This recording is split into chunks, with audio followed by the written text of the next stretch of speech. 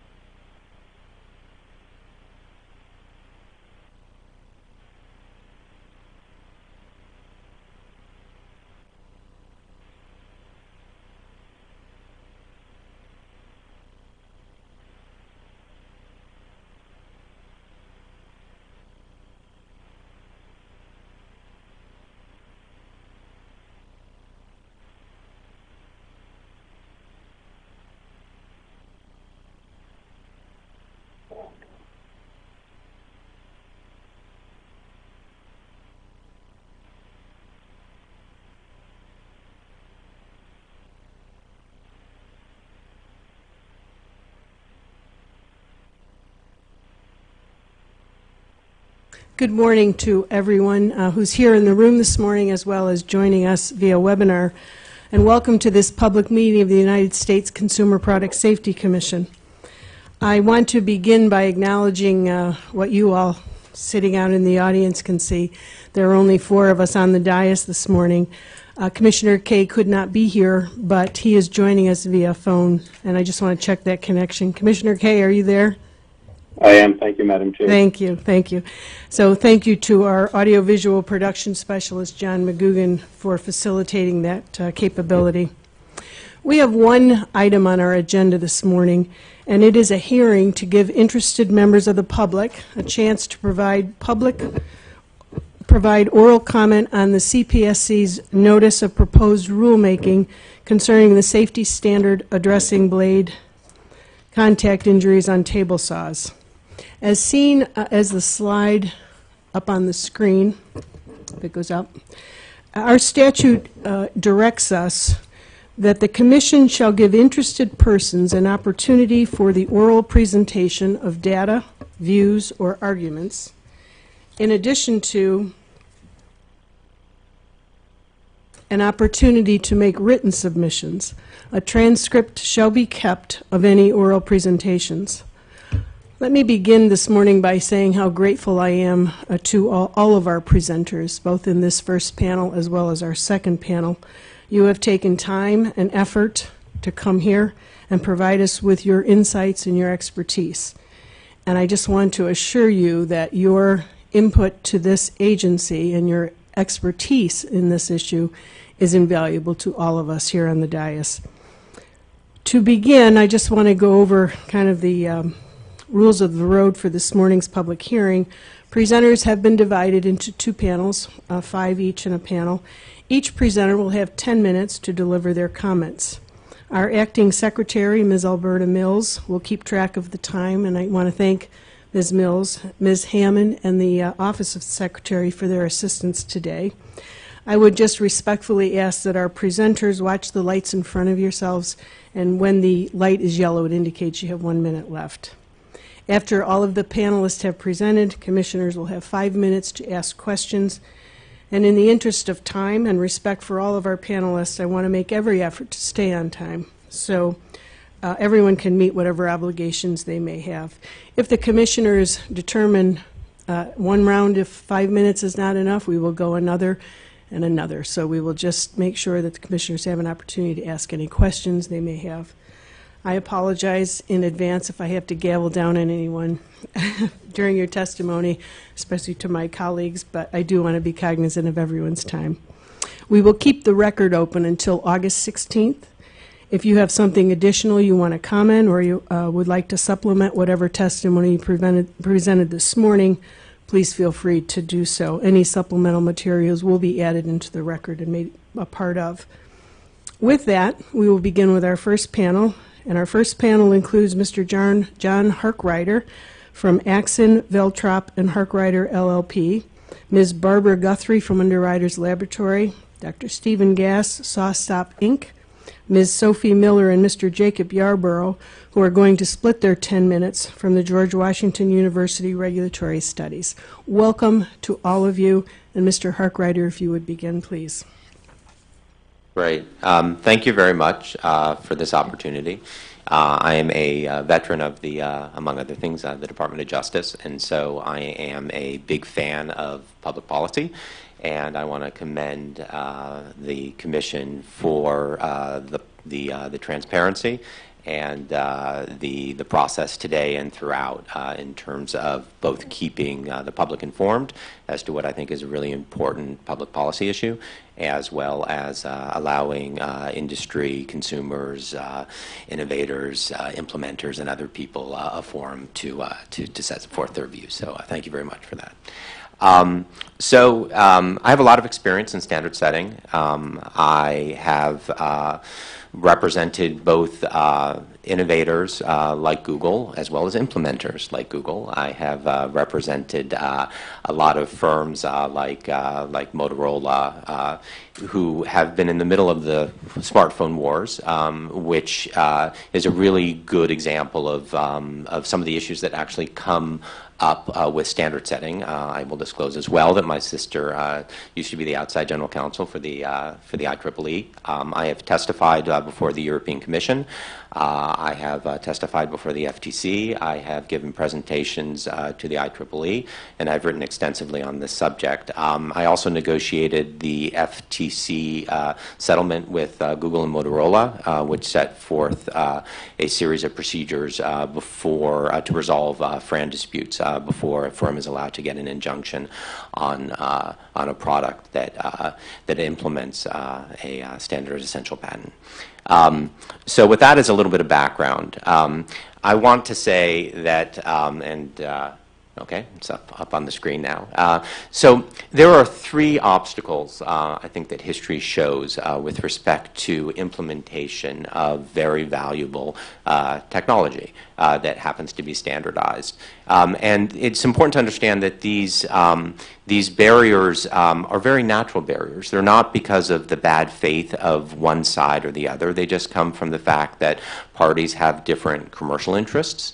And as they try to maximize the profitability of what they're trying to do in the marketplace, they come at it from two different perspectives. So the three different barriers are first in the inability to agree upon what is the appropriate royalty.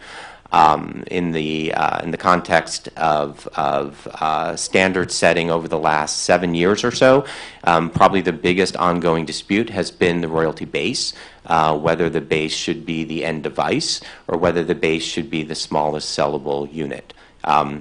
If you look at the debates in the smartphone world, that is the debate between Apple, for instance, which thinks that the royalty base should be based upon the broadband, effectively on the broadband chip, or sometimes they call it, essentially a feature phone, essentially the cheapest phone that implements 3G or 4G.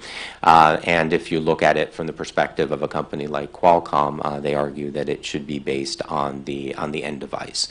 And we'll go through some examples of this. The second barrier is sometimes the rates are high, and when the rates are high, anybody who has a basic understanding of economics knows that when you drive up the price, you drive down how much of that product is available in the marketplace. Either people decide I'm not going to buy the product, or they say I'm going to defer a purchase, or I'm going to try and work around it through some cobbling together of alternatives. And then the third is what happens if there is a big argument and the possibility that you're going to have injunctions. So let me sort of walk quickly through these things. So in the context of SawStop, there have actually been about 15 years of negotiations between various members of the industry and Stephen Gass with respect to implementation of his technology. So the first sort of dispute actually occurred with a company called Grizzly, which was, if you know anything about some of the allegations that Mr. Gass has made with respect to the industry, Grizzly is not a member of the PTI. It was not sued by Mr. Gass, arguing that there was some agreement not to implement his technology. It's a totally independent company, and there were disputes as to licensing his technology. I'm not saying that one was in the right and one was in the wrong. It's just any time you have an important invention that's important to a company, it's sort of natural that you're going to have disputes, and there were disputes. Those disputes have actually taken, essentially 15 years to resolve, and they're still not resolved. There were years of negotiations with Stanley Black & Decker, with TTI, with Bosch. I mean, just lots of negotiations. Those negotiations are set forth at 215 F Sup 3D 486, which talks about which is one of the cases that Dr. Gass was involved with, where the court looked at the record, in fact, interpreting all facts as favorable to Dr. Gass as possible, because this was a motion for summary judgment. And concluded, look, there have been years and years of negotiations. And so I think you can expect that there would continue to be years of negotiations. Now, Dr. Gass may say, well, wait a second, I'm saying what the rate should be, but he's been saying what the rate should be for a long time, and royalty agreements and license agreements tend not to be 1 page or 2 pages. They can be 20 pages and 30 pages, and they deal with lots of issues like reciprocity, defensive termination, a whole bunch of issues. And so the mere fact that he has said what the rate should be does not at all mean that it is going to be easy in order to reach negotiations. And that doesn't mean that anyone's not acting in good faith. It simply means it's hard to reach negotiations, resolution on technology licenses. Which leads to the second thing, which is that when rates are really high, they lead to higher prices. And so what is the consequence of higher prices? One consequence of higher prices is that it reduces demand. The product is no longer available at the price that consumers are willing to pay. I think it's worthwhile noting that the cheapest saws that you can buy are somewhere around $150. You can buy a table saw. The cheapest saw that Dr. Gass offers from SawStop on Amazon is many multiples of that price. And so if the price goes up, especially some relatively poor contractors who may be bringing their own saws to a job site may say, you know what, I'm not going to, in fact, buy a new SawStop, or I'm not going to buy a new saw. I'm going to use an old saw, which I think defeats the purpose of standardization to an extent.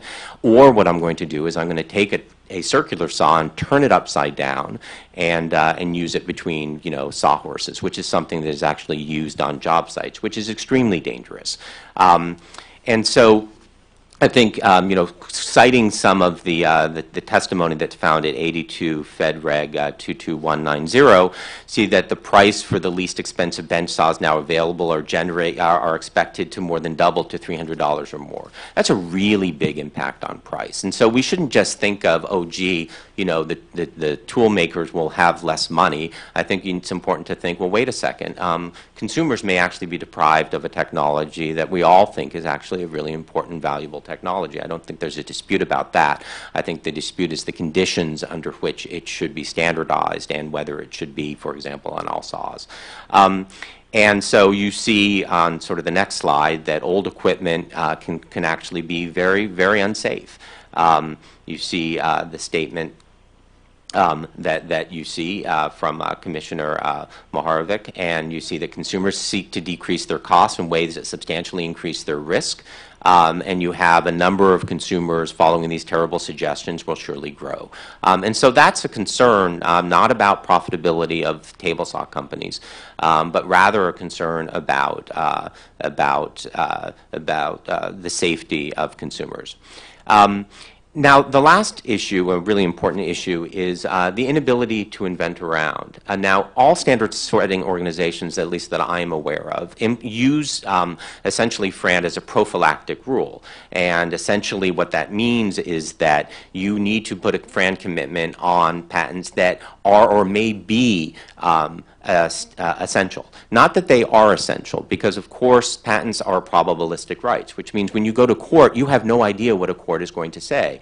And if Dr. Gass takes the position that, wait a second, this technology is something that for example, the React saw, necessarily infringes upon my technology, there's a real risk that that somebody thinking about that will say, you know what, I will either pay whatever you're going to pay, or I go to court and I get enjoined.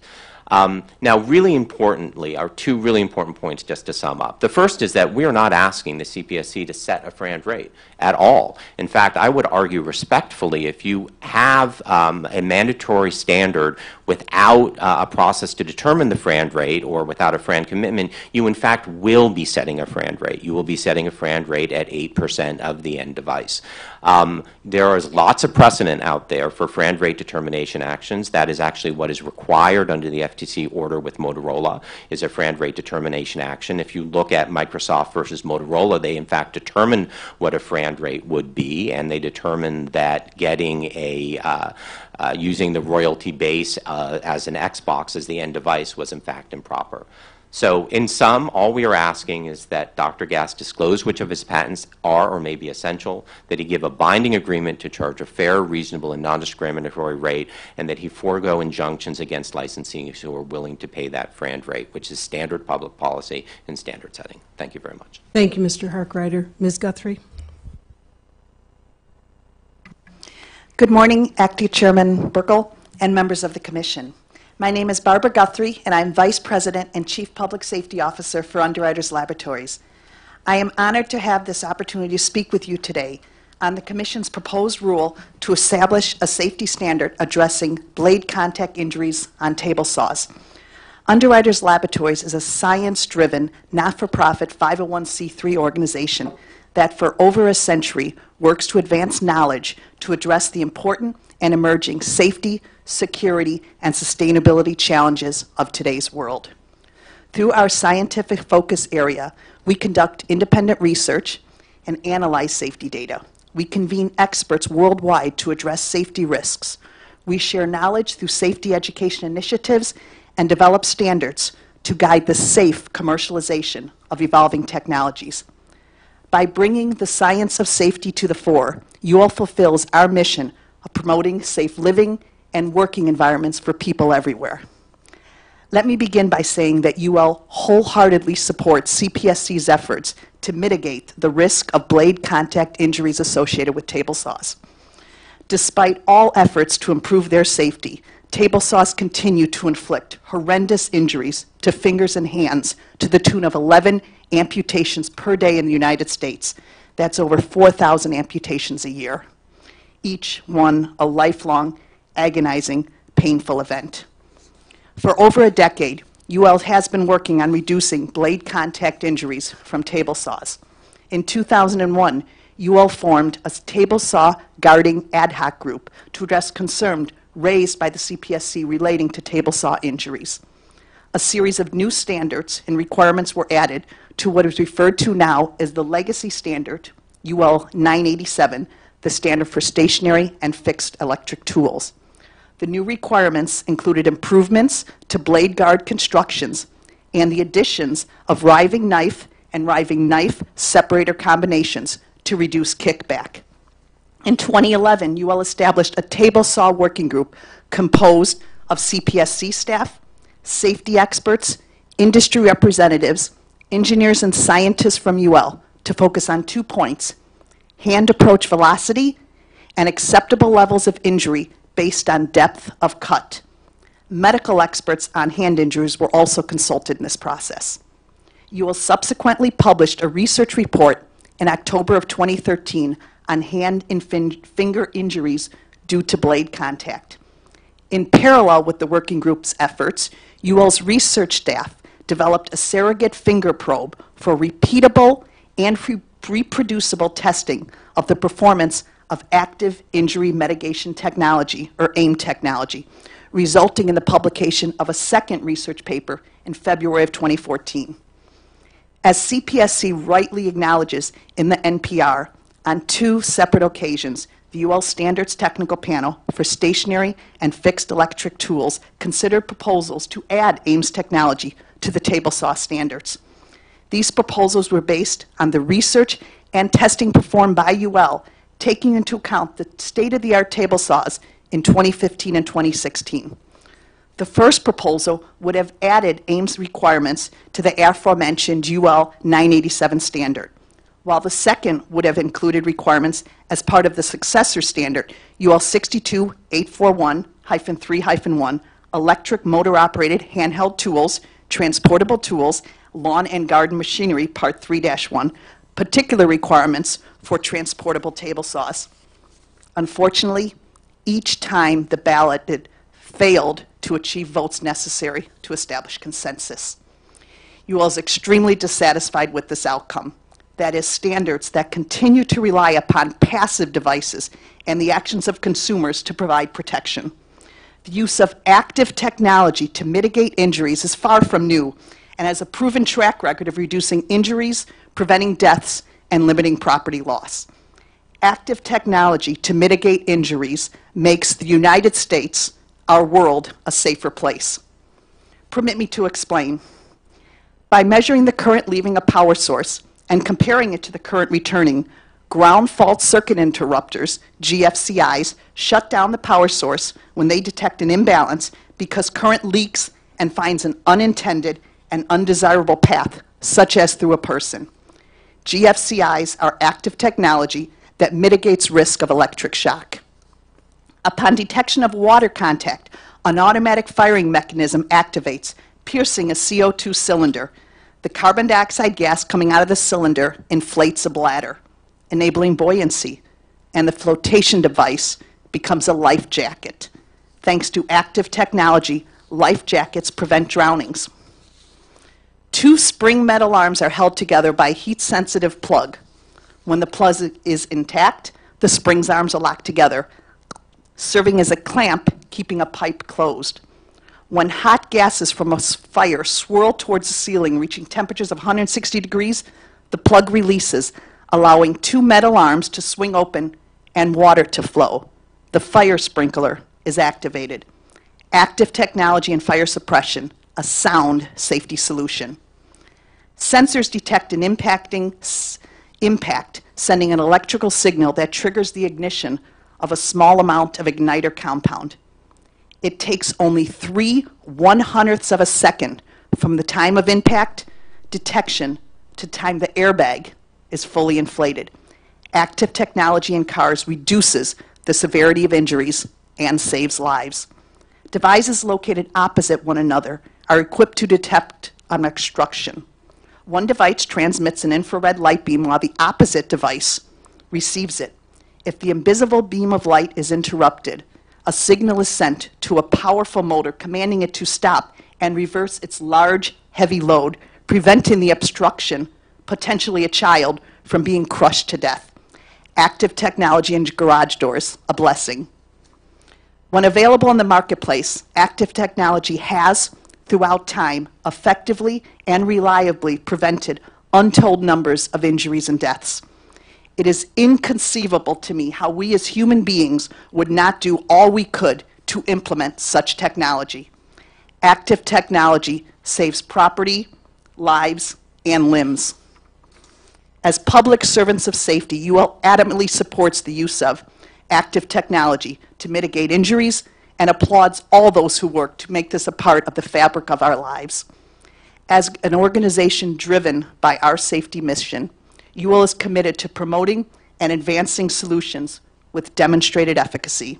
In the case of table saws, active technology delivers an enhanced performance-based solution as a means to achieve the objective of mitigating the risk of blade contact injuries on table saws. I am proud to share that on July 13th, UL announced availability of a recommended practice for determining the depth of cut of a test probe contacted by the splitting blade of a table saw, UL RP 3002. The recommended practice provides the details of a test and a measurement procedure that can be used to produce and determine the depth of cut to a test probe serving as a surrogate finger. It covers any table saw with an integral mitigation system that, by means of capacitive detection and the resulting reaction, that is the stopping and or the withdrawal of the blade, it serves to reduce the potential injury or mitigate the severity of the injury associated with the hazard of that spinning saw blade. The recommended practice is based on UL's prior research, testing experience, and the test and measurement procedure cited in the Cpsc staff January 17, 2017 briefing package for the NPR. The recommended practice is available as a test procedure so that manufacturers or independent third parties may use it to evaluate or validate manufacturers' performance claims on this type of active technology against Cpsc's proposed requirements. UL chose to publish this recommended practice because we believe the addition of active technology on table saws will further reduce the incidence of blade contact injuries and represent a marked increase in the safety of these devices. While we appreciate the complicated factors that stymied the proposals considered by the Standards Technical Panel, we are currently confronting the Cpsc's proposed rule. UL nevertheless believes we should address this known hazard in the true interest of public safety. Use of the recommended practice is optional and is not part of the NPR, but we hope it will serve as a tool to be used to demonstrate the benefits and the effectiveness of the technology. As shared in my opening, UL wholeheartedly supports Cpsc's efforts to mitigate the risk of blade contact injuries associated with table saws by establishing a safety standard that actively addresses blade contact injuries on table saws. UL remains committed to working with the Cpsc and safety-minded stakeholders to continue advancing solutions to further improve the safety of table saws, as well as all consumer products. I thank you for the opportunity to testify today, and I thank each and every one of you for all you do and all you can do to make our country and our world a safer place. Thank you. Thank you very much. Dr. Gass? Hello, my name is Steve Gass. Dr. Gass, is your microphone on? Thank you. That may have been intentional. Hello, I'm Steve Gass, the president of SawStop. I'm here today to share my personal perspective as a woodworker, a physicist, and the inventor of the SawStop technology. My remarks represent my own opinion and are not, unless otherwise indicated, an official position of SawStop. The advent of Ames technology proves that it is possible to virtually eliminate all of the physical and emotional trauma and economic cost associated with table saw injuries. Let me repeat that. The risk associated with a product that has for decades been mutilating the hands of thousands of Americans every year and thereby causing around $4 billion in annual economic costs can now be virtually eliminated. This is a remarkable claim requiring remarkable proof, and we have it. Since SawStop began selling table saws in 2004, we have received almost 5,000 reports of hand-to-blade contact, what we call finger saves. In that time, there has not been a single case where the technology missed detecting the contact or where it was unable to respond quickly enough to avoid the kind of devastating amputations that occur over 10 times a day on traditional table saws. In fact, in about 96% of the cases, the injury from an accident on a SawStop table saw was treated with a bandage or less. I believe the technology has been demonstrated in the real world to eliminate 99% or more of the costs associated with table saw injuries. And I challenge you to identify any other technological innovation that has so dramatically reduced the risks associated with the use of a consumer product. You commissioners have the power to tame the beast, to take one of the most dangerous products ever available to consumers and make it vastly safer. In a case such as this, where the average consumer is unable to make a fully informed choice, where personal choices have public-borne consequences, and where a technological solution is available that nearly eliminates consumer risk on an otherwise profoundly dangerous product, I believe the Cpsc has not just the regulatory responsibility, but a moral mandate to impose change on an industry that clings to the past, knowingly and willfully tolerating vast numbers of injuries to its customers by putting profits before people. And yet, here we are, over 14 years after this petition was initially filed, still engaged in a glacial process with an uncertain end. If there exists a better example of paralysis by analysis, it escapes me.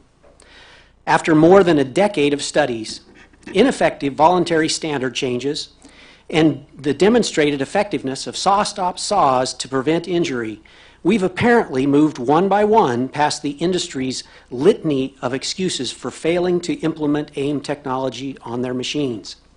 1, they said it wouldn't work at all.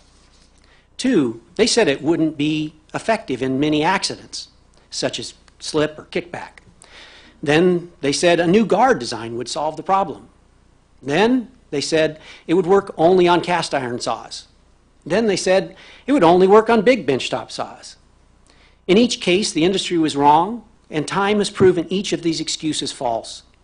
Now, SawStop is made available for the staff of the Cpsc and demonstrated for each of the commissioners.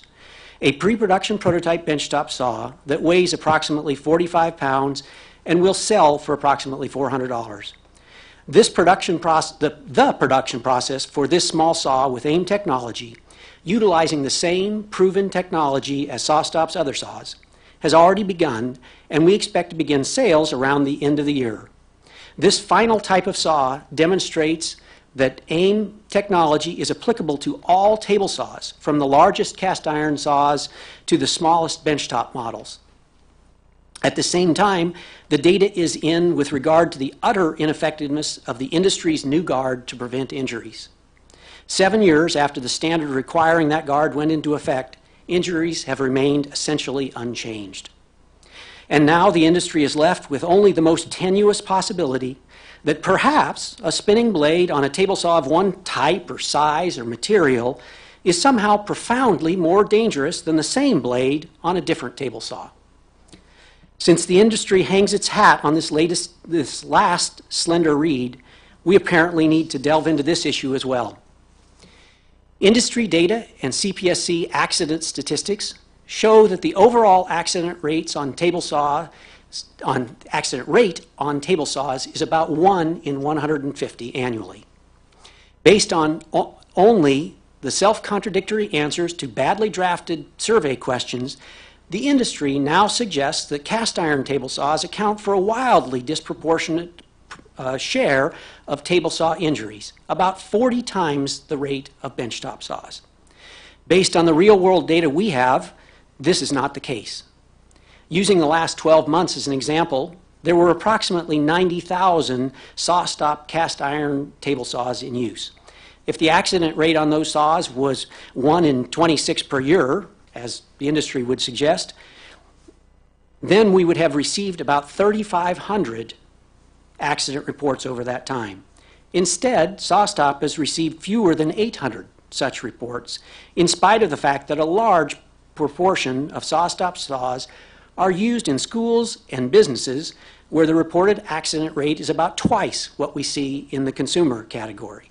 And our data includes workplace accidents which are excluded from Cpsc data. These real-world facts and analysis are further bolstered by an assessment of the publicly available portions of the survey results themselves from 2007 and 8, wherein 85% of the respondents who identified the brand of a table saw on which they were injured indicated a brand that sells benchtop saws exclusively, again pointing to the unsurprising conclusion that 85% of the injuries occur on the type of saw that has an 85% market share. There's more details in my submission in Exhibit A. Finally, an analysis of saws involved in product liability cases also suggests that benchtop saws are responsible for a roughly proportionate share of accidents at about 85%. Exhibit B in my submission has that detail. Despite the unavoidable absence of perfect data, the Commission must nonetheless make a decision regarding how to proceed in the face of lingering uncertainty. Who will you choose to protect? Corporations or consumers? The benefits of moving forward are crystal clear. The torrent of table saw injuries becomes a relic of the past. To defer rulemaking in pursuit of the holy grail of absolute certainty is not simply a postponement. It is a decision in and of itself. It's a decision to maintain the horrific status quo, where thousands of Americans lose their fingers and tens of thousands more are maimed every year.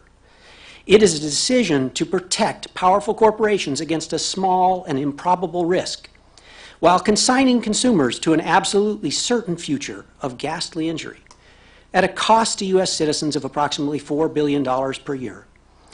Under the circumstances, I believe it is also helpful to consider the cost of the Commission making an errant decision, either way. Let us imagine that 2 years from now, the Commission determines that the non-redacted survey results pointing to 85% of the injuries taking place on benchtop saws, in conjunction with SawStop's real-world data results and product liability lawsuit analysis, showing that injuries on table saws of any type are roughly proportionate to their market share, all turn out to be wrong. Let us imagine that the Commission has cast its net too broadly and has errantly included benchtop saws in a rule that should have only applied to cast iron saws. What damage has been done? Worst case scenario, the benchtop saw industry will have been needlessly disrupted for a few years at a cost of maybe $20 to $50 million due to unnecessary redesign costs. Well, that's no small sum. It is dwarfed 100 times by the $4 billion annually the American public has shouldered without cease, while industry titans, like the tobacco industry before them, faced with overwhelming evidence of the danger of their products, have denied accountability for their products' dangers by claiming the data isn't all in and calling for ongoing debate. To rationally justify not moving forward with a rule in a purely economic analysis, you would have to believe that the odds are in excess of 100 to 1 against a rule being justified. There's no time left to waste. There are men, women, and children in the U.S. right now getting ready to turn on a table saw. People who currently have 10 fingers and who will not have 10 fingers by the time their saw is turned off. 10 such people today, 10 tomorrow, and 10 every day until you act. It is time the American consumer got the benefit of the doubt in this contest that has for too long pitted power tool manufacturers' bottom lines against the health and welfare of their customers. It is for this very fight, for this very reason, and for these very people that the Cpsc was created. More than 14 years into this process, I hope you will, at long last, and in homage to the million or so people who suffered serious injury on a table saw since the petition was filed, make the decision to drag the table saw industry forward into a safer future it should have long ago embraced. Thank you. Thank you very much, Dr. Gass. Ms. Miller? Thank you, Acting Chairman, and thank you to the Commission for the opportunity to present on the CPSC's proposed performance standards for table saws, We are Sophie E. Miller and Jacob Yarborough of the George Washington University Regulatory Studies Center. The Regulatory Studies Center is a nonpartisan academic research center focused on improving regulatory policy through research, education, and outreach. The center is a leading source for applied scholarship on regulatory issues and regulatory outcomes. And we also provide analysis to the public and regulatory agencies to inform and improve these regulatory processes and outcomes. Our remarks today represent only our own views and do not represent an official position of the center. In our time before the Commission, we will be discussing three components of the proposed rule for table saws: the lack of a clear market failure, the effects of the standard on competition, and the uncertainty of the benefits that the Commission expects to result from its standards. First of all, Executive Order 12866 establishes the regulatory philosophy that governs executive branch agencies and instructs them to regulate only when necessitated by law or by failure of private markets. Although independent agencies like the Cpsc are not required to follow this order, it would be prudent for the Commission to consider it going forward, as a regulation that does not address a market failure is not likely to produce net regulatory benefits. The types of market failure that necessitate regulation include externalities, monopoly power, and asymmetric information. In this case, there is not an externality for consumers who trade off price and convenience versus safety when choosing between table saws. If consumers were choosing less safe table saws because of the existence of a monopoly or because of an information asymmetry regarding perceived versus actual risks, then an argument could be made that material failures of private markets were responsible for some portion of injuries from table saws. However, as Cpsc Commissioner Joseph Mihorovic notes in his statement on this rulemaking, consumers are already aware that saw blades pose risks to health and safety. Moreover, the active injury mitigation technology that Cpsc is proposing to mandate has been available in table saws for over a decade, and consumers already have the option to buy these saws. These models are at the high end in price of every table saw type, and the fact that many consumers still opt for other competing products indicate that they don't think that the improvement in safety outweighs the added cost of AIM technology. The fact that consumers are not already willing to pay for the technology that Cpsc is proposing to mandate indicates that consumers will not view the standard as providing a net benefit. Ironically, if Cpsc finalizes these standards, it is more likely to produce a market failure by creating a monopoly than to address an existing one. Additionally, competition in the marketplace is the underlying mechanism that has enabled major leaps forward in innovation, quality, choice, and lower prices for products and services. President Obama recognized this when he signed Executive Order 13725, which instructed federal agencies to reduce barriers to entry by engaging in pro-competitive rulemaking and by eliminating regulations that create barriers to or limit competition. Competition in the marketplace leads to innovation, improvements in quality, choices that fit individualized needs, and lower prices for consumers. If this proposed rule is finalized, it will allow one company, SawStop, to have a legally enforced monopoly power over the current U.S. table saw market. This monopolization would greatly reduce the competitiveness of the table saw marketplace and lead to a decline in benefits that competition has produced for table saw consumers in recent decades. With a mandated monopoly, SawStop would be able to charge competitors whatever licensing fee the market would bear, because all saw manufacturers would be legally required to use their product. While benefit cost analysis does not treat transfer payments as a net cost, the licensing fees would be a cost from the consumer's perspective. Moreover, this rule would force table saw manufacturers to directly fund a competitor. When added to the retooling, redesign, and material cost, these licensing payments will force some manufacturers out of the market, thereby reducing choices currently available to consumers. Cpsc estimates that the proposed rule, if finalized, would reduce consumers' demand for table saws by between 14 and 38%. In addition to decreased choices for consumers, this rule would reverse the downward trending cost of table saws that competition has been pushing for decades. The increase in cost will inevitably be passed on to consumers, leading to substantially higher prices. These increases in prices will hurt small businesses and contractors who rely on table saws to perform their services.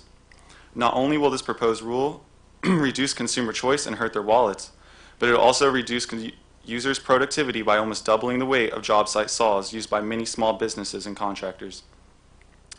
This reverses years of technological innovation that has resulted in ultralight and portable saws.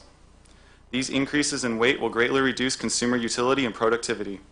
On the job site, contractors and small businesses may be forced to have 2 people position a saw instead of 1, which reduces productivity. These heavier saws may also increase the risk of occupational injuries as workers lift and move the heavier saws on the job site. In summary, this proposed rule would roll back benefits that have resulted from marketplace competition by mandating a monopoly in the market. By forcing this product upon consumers and manufacturers, Cpsc is converting a patent on one optional component and turning it into a full monopoly on all table saws. This legally mandated monopoly will drive prices higher, diminish consumer choice, disincentivize innovation, and decrease worker productivity. Additionally, in the analysis underpinning the proposed rule, the Commission has defined the benefits as the reduction in societal cost from the annual number of table saw injuries.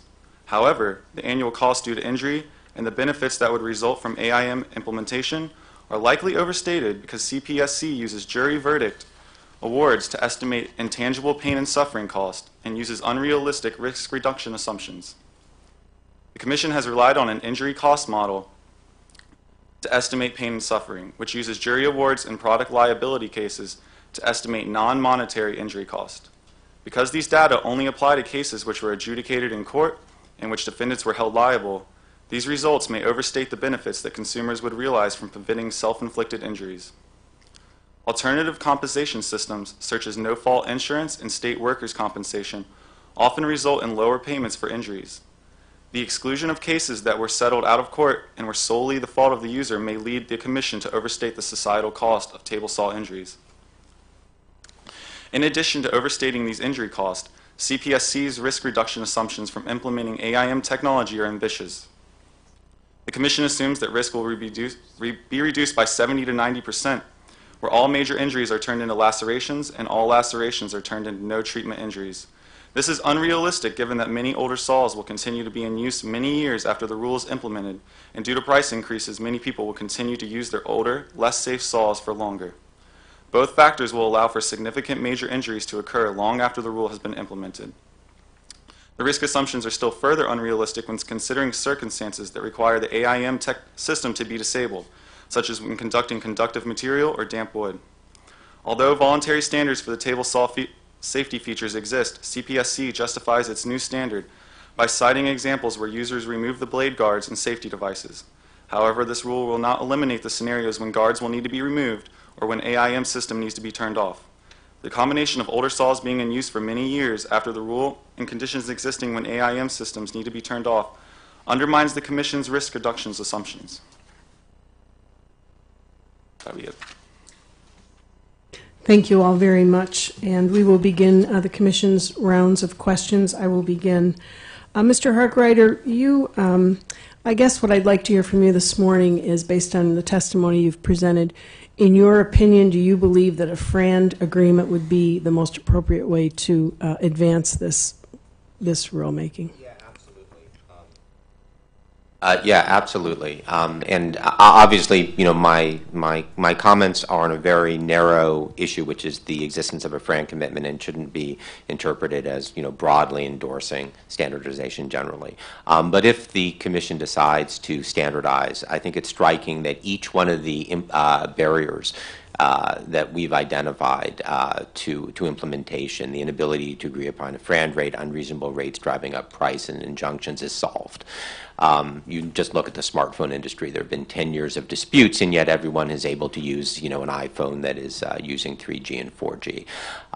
And so what happens is that if there is a FRAND dispute and people cannot reach a determination as to what the appropriate rate is, that doesn't actually stop people from implementing the technology, and so consumers get the benefit of it. What happens then is that there is a lawsuit that would occur either by Dr. Gass for patent infringement or by the implementer to essentially for breach of contract, arguing that he's seeking too high a FRAND rate. They go to court, and the court determines the FRAND rate. But during that entire time, consumers get the benefit of the technology. In addition, the only thing a FRAND rate stops Dr. Gass from doing is charging unfair and unreasonable rates. It may be that the rate he is seeking is in fact fair and reasonable, but that is something that a court should determine, not Dr. Gass unilaterally and not the Cpsc, which is effectively what is going to happen with a mandatory standard. And then, of course, finally, injunctions are not appropriate, if you have given a FRAND commitment. And so, ironically, each of the issues that Dr. Gass is identifying in terms of wanting to make sure that the technology is available for everyone is actually facilitated through a FRAND commitment. And just one quick last comment, which is I do think it is somewhat ironic that Dr. Gass, who is claiming that greed is preventing consumers from the benefit of his technology, had he simply agreed to the negotiations that were, by Grizzly, by Stanley, by Bosch, by Ryobi, by TTI, by everybody, his technology would have been implemented. It is, in fact, Dr. Gass who wants a higher rate, which is stopping the technology from being implemented. Thank you. And if you could just quickly comment on the timing of such a FRAND agreement. Would that be pre-rulemaking? Would that be something that's done before we would finalize any rule? So generally, though, in my experience, the way it has occurred is that as a condition, essentially, to the standardization, in order for the technology to be standardized, Dr. Gass would have to give, essentially a single piece of paper that says, I agree to give a FRAND commitment. It takes him 5 seconds in order to draft. It is standard in the IEEE. They use a letter of assurance.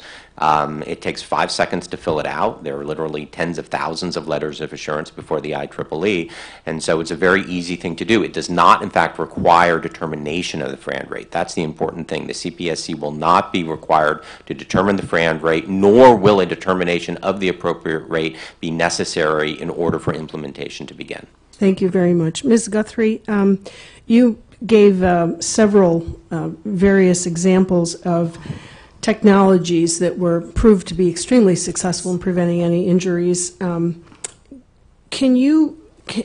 any of those examples that you gave to us, did any of them, were they dependent upon one specific technology? Was this issue encountered in any of those standards that were set?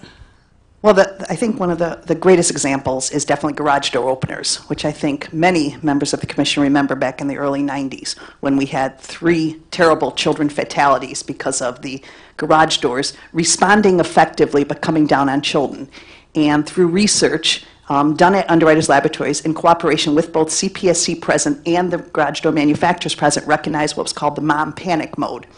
And so when the technology, I'm just wondering, because my time's going to run out. Was the technology developed by a single company or a single entity, or was it more broadly distributed? It was definitely broadly distributed, and that's why we have electric eyes on all garage door openers. Okay, thank you. My time is just about expired, so I will ask Commissioner Adler to proceed. Thank you very much, Madam Chairman. Dr. Gass, welcome. Thank you for making the long trek out here from Oregon. I really appreciate it. So I guess one of the first questions I would like to ask is, I understand your company's just been purchased by a German company, Tektronix. Do I understand correctly that you have discussed with Tektronix your longstanding commitment to license AIM technology to all takers at an 8% license fee? Yes, that's correct. And do I understand correctly that they've agreed to that? Yeah, as I described in my written comments, which would have been too long to go through in 10 minutes, I received written authorization to include that assurance in my presentation, that they were willing to stand by that commitment. And Dr. Gass, somebody's going to ask, so I thought I would ask it. Why have you been reluctant to sign a FRAND agreement, number one? And number two, is it your understanding that your reluctance to sign a FRAND agreement is the reason that 15 years later we do not have a voluntary standard and we do not have AIM technology in the marketplace? No, I'm afraid that's unfortunately not the truth. Our reluctance to sign a FRAND agreement comes from sort of the ramifications of that. If we sign a FRAND agreement, essentially what we guarantee is millions and millions of dollars of litigation expenses over the cost of, ascertaining what a judge ultimately will determine to be a reasonable rate. And I think that's an unreasonable burden to place on a small company. I also think it leaves the CPSC unable to reach a cost-benefit analysis, at least as I would do it. I understand that perhaps the way you do it, you wouldn't consider the licensing as a cost royalty, but I would. And so I would, if you don't know what the number is, how can you put a ceiling on it? Maybe if I have to do that litigation, maybe I say the reasonable royalty rate is 100%. Maybe it's 1,000%. And so you don't have any way to do your calculation. So when we filed the petition back in 2003, we felt like the only way we could arm the CPSC with the information it needed to make that assessment was to set a ceiling and say, it'll be this much and no more. We may agree to less, but in doing your calculation, you can write in a line on your spreadsheet that says the royalty is 8%, and that's the cost associated with it. Now, as to the industry's willingness to adopt the technology, if we had been willing to agree to some lesser royalty, that's just plainly false. We've had discussions, and John, if it's okay, I'll describe Black & Decker's discussions that might otherwise be subject to confidentiality and more specifics.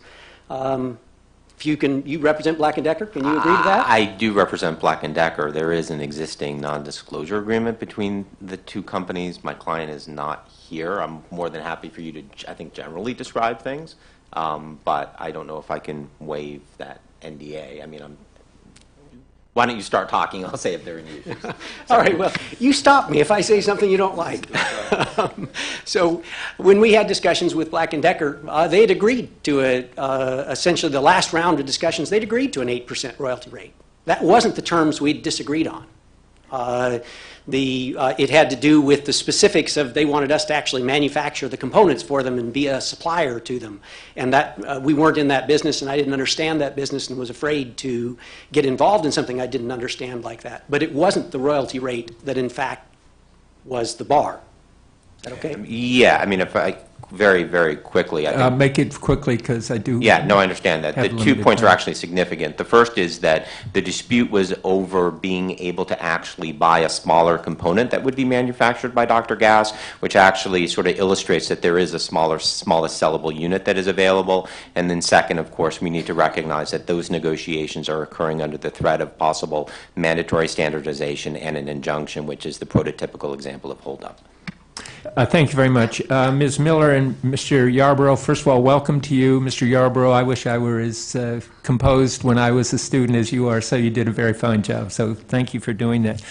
Ms. Miller, I actually took a quick glance at your CV. It's impressive. I note that you worked as a senior policy analyst and a research fellow for the Charles Koch Institute before you moved to GW. That's Charles Koch of the famous Koch brothers, if I understand correctly. And I note that one of the tasks you listed that you did for the Institute was to submit public critiques of agency analyses to prepare future legal challenges to agency final rules. And I didn't see anything that said that you ever prepared legal defenses of agency rules. Did you view it as part of your mandate, or do you view it as part of your mandate when you see a rule that you like to defend the rule? What you're seeing there is that part of my role is to add analyses that are independent and nonpartisan to the agency docket. And as you know, if information is not in the agency docket, then it cannot be brought up later in litigation. So that is, I think that's what you're drawing on. Well, you can also include favorable comments in support of a rule as well as critical comments. I'm just wondering what you view your mandate as. Do you view it as simply pointing out deficiencies in rules, or is there ever an instance in which you say, this is a great rule, it should be implemented? There have been instances, so for example, where rules directly address market failures, such as in information asymmetry, in the case of, for example, nutritional labeling standards through FDA. And another example was side impact standards for children's small car seats, which was a rule issued, I believe, via NHTSA the National Highway Traffic Safety Administration, because there was very clear data on the accidents there and how the standard would prevent those accidents. And the type of system that they were proposing in that standard was not patented, and it was not owned by any particular company. So it was easy to identify not only what the market failure was, but also how consumers would be willing to pay for those benefits that result. Thank you. Commissioner Robinson. Thank you. First of all, I want to state that in my view, there is no question that we have a real danger here, that there are horrendous amputations that are taking place way too frequently with table saws, and that there's a great cost to society. I also, from the data I've seen, I believe that Dr. Gass's invention is a solution to that danger. And I make no judgment, honestly, about the good or bad faith of any of the parties that have been involved in these years of negotiations. But I take very seriously my role as a regulator, and anything that we pass at the Cpsc has to stand up in court. So I have to look at things not from an emotional standpoint, but rather as a regulator. And I know that if there's no voluntary standard and there's no mandatory standard, the world will simply continue as it is now, and there will be SawStop on the market, and people will have a choice, and it just won't be required. So let me just, Ms. Guthrie, I want to talk about something you didn't address, and frankly, I'm curious that you didn't. UL has a patent policy. And before it will pass a voluntary standard, it requires, as I understand it, that any potential essential patent holder lists their patents and be completely transparent about what patents might be affected by a voluntary standard, and enter into an agreement to either not charge for the use of those potentially essential patents, or to enter into, I've heard it called FRAND and RAND, everybody's saying FRAND, so I'll go with that, enter into a FRAND agreement. If they won't do that, then you won't pass a standard. That's just the deal. I mean, they're not required to enter into an agreement. They're not required to give their patent away. But if they don't, a voluntary standard, and I think you're, from my research, you're not unusual in that. Every voluntary standards body I've talked to has that same patent policy. So my first question of you is, do you know when you were trying to pass UL 987 with the Ames technology, if there were discussions either around the table of the committee, or with Dr. Gass, or everyone, I don't know if he participated in this, about the fact that this patent policy, you'd be violating it if you passed a voluntary standard without a FRAND agreement? Thank you, Commissioner Robinson. And the group we're referring to would be the Standards Technical Panel, which is the consensus body that works to amend and adopt standards. Right. Several members of the Standards Technical Panel brought to UL's attention that they believe there were patents there that had standard essential patent requirements, in which we would then implement our patent policy. Mr. Gass, Dr. Gass, is a member of the STP. UL had approached him in order to implement this policy, and his interpretation, he refused to feel that it even complied or was effective for him. Let me make sure I understand, and I'll turn to you, Dr. Gass. Yeah. Don't worry, I'll give you your turn. But am I understanding you correctly that he refused to enter into a FRAND?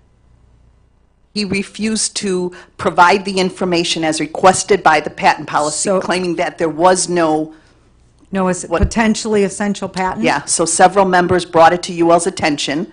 We then approach and address those issues, and the issue particularly did apply to Dr. Gass, and he had refused. The issues being that they believed there were some patent claims in that problems. Were potentially essential. Yep. And he wouldn't give you a list of them or enter into a FRAND agreement. Exactly. Okay. Is that consistent with your recollection, Dr. Gass? I'm afraid not. Were you asked to list the patents? I've only got 5 minutes, and I'm up through four of them. I did receive a request and a copy of the policy. Unfortunately, at the time I received the request, there was no standard to look at, and so there was no way for me to judge whether something was essential or not. The other problem was that being a part of that process, I saw what was happening in terms of the standards development. I had no faith that it was being done in good faith by the members of the industry and wouldn't be used as a tool to harm SawStop and harm active injury mitigation technology. I believe there was a significant and real possibility that the industry would implement a standard through its control of the STP that would potentially put SawStop out of business by making a standard that only applied to cast iron saws or only applied to saws with active injury mitigation technology, not to all table saws, that we couldn't meet for some reason. So all they'd have to do is say, Okay. you know, I'm out of time, Ms. Guthrie, but when I get my second round, I would like to talk about whether you think that was an impediment to passing a voluntary standard. Thank you. Thank you, Commissioner Robinson. Commissioner Kay? Thank you, Madam Chair. Mr. Harkrider, can you just explain one more time, please, in specific terms, what exactly are you asking the Cpsc to do as part of this rulemaking? I understand you said it would just be one piece of paper, but functionally, how would that work? So what we would be asking is for Dr. Gass, as a condition to standardization, to essentially disclose, number one, disclose on a piece of paper, disclose by patent number or patent application, which of his patents are or may be essential to the standard. Second, to say that he is willing to charge a fair, reasonable, and non-discriminatory rate for any of its essential patents. And third, that he would forego injunctions against licensees who are willing to pay that FRAND rate. So what we would be asking for is essentially a single piece of paper, maybe two, depends on how many patents he has and he needs to list, that says that that is what he is willing to do. It is no different than what the IEEE does with its letters of assurance and many other standard-setting organizations. So it's a very simple thing. There are models that are available from the IEEE or from other standard-setting organizations. That's it. It takes 5 minutes to do. And what you pointed to, though, my understanding are all non-governmental bodies that work voluntary standards processes. Can you point to a federal regulatory agency that undertakes a similar effort as part of its mandatory rulemaking? I can submit that, separately after this meeting. We would like to be, I'm a pretty empirical person. I don't want to do it off the top of my head. We certainly have names of such organizations and are happy to submit it. By organizations, you mean federal agencies? That's correct. That's my understanding, yes. Okay, and can you at least anecdotally point to, I mean, obviously you've been at FTC, you said, I think, and you obviously at DOJ working on these issues. Can you point to any single instance of a federal regulatory agency incorporating this type of step into its rulemaking process, just off the top of your head? Well, I would argue that's actually what the FTC did with respect to Google and Motorola. That's exactly what it did. It entered into an agreement requiring Motorola to agree to make its patents available on to have a neutral third party determine what the FRAND rate is. But again, and I used to work at DOJ, not FTC, although FTC is a great organization as well. I'm more than happy to submit examples to you. Okay, and maybe you can't do this now, but when you do that, it would be important, at least for me, that you include a statutory analysis of our governing statutes to tell us where you see such a step consistent with our safety mandate and appropriate. I do have significant concerns that what you're asking us to do falls outside of our statutory capabilities and would raise other legal issues, but I'd be curious to see what type of analysis you could put together. Sure, and just to be very brief on this, what we are not asking the Cpsc to do, although it may want to independently do, is adopt a patent policy. What we're simply asking is, in its consideration of whether it should standardize the technology, to look at what Dr. Gass has voluntarily, in this case, done. So this is not mandatory. He may say, you know what, I refuse to do that, and then you take that into consideration as to whether you standardize or not. So I think that's a subtle way of distinguishing what you're saying, which is, does the Cpsc have the ability to require it, to what I'm saying, which is in consideration of whether it should be a standardized technology, to take into consideration whether a FRAND requirement has been adopted, because at least as I understand it and firmly believe empirically that a FRAND commitment is by far the best way to ensure rapid implementation if you decide to standardize it. Thank you. Yeah, I hear what you're saying, and I appreciate that. I'll be curious to see what your more thorough analysis is. Sure, My initial sense of my initial sense of it is that Congress at least contemplated the impact of competition in terms of Section 7 and 9 from a cost-benefit perspective. I don't know that Congress was anticipating or would have wanted us to go beyond that. I do think that there's a concern there, but I'll look forward to that. Just quickly, Dr. Gass, if I can pivot, we might have to pick this up in my second round. Bosch submitted testimony that we're going to hear later today that talked about some technical insufficiencies they viewed that exist in terms of the test probe. For instance, the angle of approach could end up defeating the system or defeating the purpose of the test. Have you reviewed that? I have not. I haven't seen their testimony. Great. Okay. Thank you. We'll pick it up in the second round. Thank you, Madam Chair. Thank you very much. Commissioner Mohorovic. Thank you, Madam Chairman, and thank you for all the panelists for your testimony and contributions today. I wanted to start, I wanted to continue maybe with the FRAND discussion. Dr. Gass, you testified that the impediment from seeking a FRAND agreement was being a small company and the cost of litigation. You've also testified that SawStop and all of its applicable patents have been sold to Tektronix Tool Systems, who globally have 2,600 employees and do $678 million in revenue a year. Is the cost of litigation for a small company, I don't imagine you were considering Tektronix to be a small company, is that impediment now gone, and are you now at liberty to be able to agree that Tektronix would seek FRAND royalty agreements for the licensed technology? So I haven't discussed that with TTS.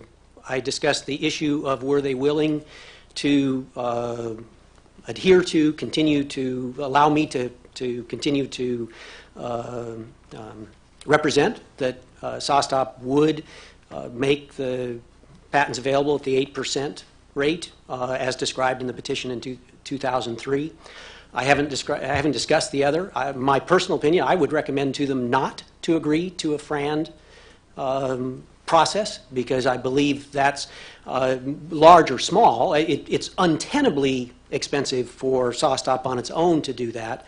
I think it's a poor idea for TTS to do that, so I would recommend against that on their that it wouldn't have to follow my recommendation, but and because it has that enormous uncertainty as to what will the rate come out, and it guarantees millions of dollars as expense.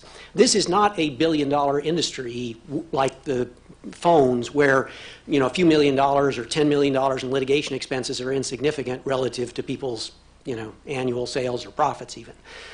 This is a much different environment. The stakes are not so high that everybody can afford to hire folks like John Hartreiter to do a wonderful job litigating, at $1,000 an hour for years on end. So I don't think it's practical. I think the rate that we offered in 2003 of 8% of wholesale is very reasonable, given the tiny share of the savings that represents and the small fraction of the price of the saw, and the fact that virtually everyone in the industry has agreed to it at one point or another as well. I think shows that was a reasonable rate. And the other terms we've agreed would be FRAND, essentially, just wouldn't be the royalty rate, because I didn't want to argue about that. The other terms I don't think people would end up arguing about, and that's why we represented those. We would agree to fair, reasonable, and non-discriminatory. Yeah. Dr. Gass, I appreciate the fact that it's your intellectual property. It is your property. You should not not mine. be, no longer, but only recently. Or the company's. It's SawStop's patents and technologies, but it's owned by the company. And you shouldn't be asked or forced into a takings by a government or an SDO unless you willingly want to go into a FRAND agreement.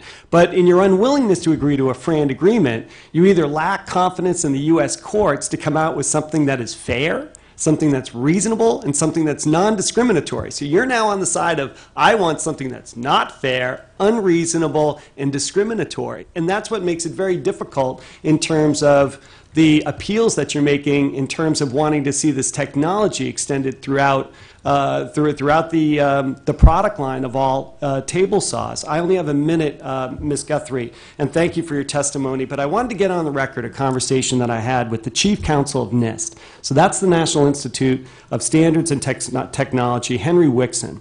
And we talked about this particular rule and whether or not he would characterize it as a performance rule or a design standard. Throughout our package talks about it as a performance standard. I think it masquerades more as a technology-neutral performance standard. It's been described today as giving the patent holders a virtual monopoly. I think that's well understood. But what is surprising to me is that performance standards are part of the U.S. standard strategy. I would imagine I would find that as part of UL's core beliefs in terms of standards. But yet UL seems to be in support of this rule. Do you not consider it do you consider this a design? One, do you consider this a design standard or a performance standard? And if you consider it a design standard, how do you align that with the break from the United States standard strategy? And I think you might have to why don't you hold that thought for our next round, because our chairman wants to keep us on time. Thank you very much. Dr. Gass, I want to follow up with a couple of things, because I do want to comment with regards to the I think you used untenably expensive, the litigation, or not even litigation, just in terms of getting to a FRAND agreement or a FRAND rate. You want to not have that, and that's the justification for not agreeing to a FRAND agreement. I'm trying to understand, though, but there's been litigation since day one with Bosch, with others. That's a legal expense that doesn't get us to this end point that we want to get to, where at least we're offering maybe, and I think a lot of companies would be willing to purchase the technology, but they have been unable to. Since the technology became available since 2000, have you granted any licenses? Yes, we have. How many licenses? We have one license to an Italian company to make a large industrial sliding table saw. And we had one other license to a company that to make a different kind of saw. And when was that? That was in, well, the Italian company was licensed in maybe 2010 or 11. The other one was, my best recollection would be maybe 2001 or 2, something like that. So there isn't a real robust history of a willingness to get to an endpoint where the company can use the technology and then put this into place. And that's... I adamantly disagree with that characterization. I think there is a willingness on our part. We've spent an enormous effort trying to get there. What there's been an unwillingness is for the industry to commit to adopt this technology. Had Black & Decker, at the time we had the discussions with them in 2010, been willing to commit in any material fashion to adoption of the technology, we would have licensed them at that time at the 8% rate, and the royalty rate was not the thing that was in dispute there. The issue was they wanted to have a license that would allow them to essentially dip their toe in the water, make a few of these saws. If they liked it, great. If not, great. They can do whatever they want. What that does is creates 90% of the harm for a license to SawStop, because now we have a competitor in the market as opposed to being there by ourselves. And under those circumstances, we only get potentially a tiny return from royalties. The reason that it makes sense in the context of a license, and the reason I was able to advocate that TTS should adhere to the commitment we made in 2003, was because there's potentially, if there's an industry-wide license, that potentially offsets the enormous harm to SawStop's business from a license. Because you're trading off things. As a business, if we license the industry, one can imagine that as a business, SawStop is no longer in the unique position that it is now. And so that enormous harm, it only makes sense to undertake that harm in the case where there's potential for an industry-wide license. And even there, it's a close balance it's not obvious that that's to SOSTOP's benefit. Thank you. My time is ticking down, but I do want you to keep in mind, because the next question I'm going to ask in the third round is, what do you see as a way forward? Because we've got years and years and years of conflict, and we've got a technology that's available. We've got companies that want to purchase that technology that will be, beneficial to the consumer. We all agree on this dais that these injuries are horrific, horrendous, and occur too often. We have different, obviously, philosophies on how to get to the solution. But, and that will be my question to you next round. What is the solution, and what do you propose going forward? Ms. Guthrie, with regards to UL and Dr. Gass's testimony, just when Commissioner Robinson was asking questions, the question was asked about whether or not Dr. Gass was asked for. Mm-hmm. So was he asked for a list of the patents that he considered to be essential, and did he provide it? Yes, he was asked. No, he did not provide it. Okay. And was he asked to agree to a FRAND agreement, and did he agree to that? It was 2 points. He failed to disclose any specific patents, and he failed to make the FRAND agreement. Okay. All right. Mr. Harkrider, and just briefly, Commissioner Kay was talking and was concerned about what is our role in this FRAND agreement, and I would probably in the next round ask you to be, would this be conditional in our rulemaking? You mentioned that we could suggest it but not require it, but I would like to hear more along those lines. Commissioner Adler? Well, thank you, Madam Chair, and it does, I'm not sure I'll be asking the exact question you would, but I do have a question for Mr. Harkrider. Last March, you wrote a letter to CPSC in which you said if we were to require AIM technology, SawStop, and this was your word, must give a binding agreement to charge FRAND rates. I'm hearing a slightly different message today. It is not your contention, is it, that the law requires SawStop to sign a FRAND agreement if we promulgate a safety standard?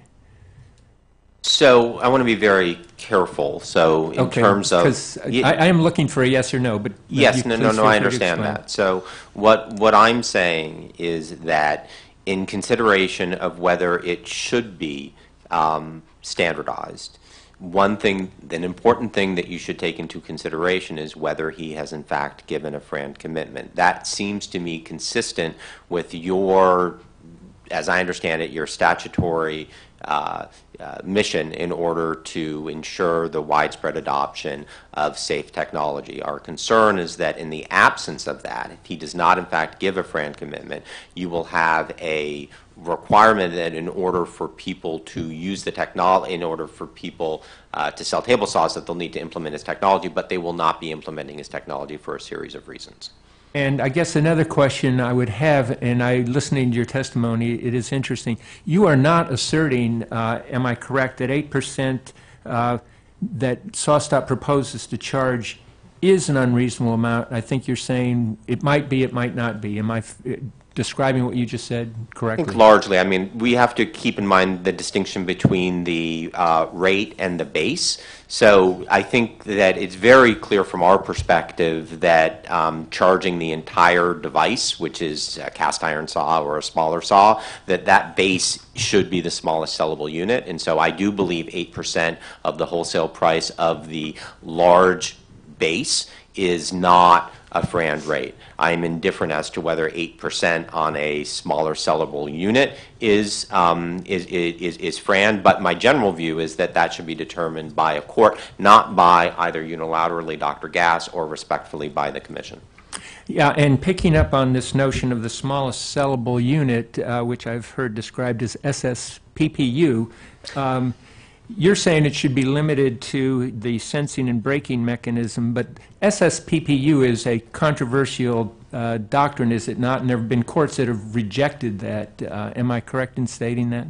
I think it's fair to say that all issues with respect to what the appropriate FRAND rate are probably controversial, that there are people on both sides of those issues, which is precisely why it should be determined by an Article III court. And picking up on that, Dr. Gass, do you believe that the sensing and braking mechanism that is in your saws is the reason that people buy, or is it that they buy your saw and pay extra for it because of the added value to the whole of the product?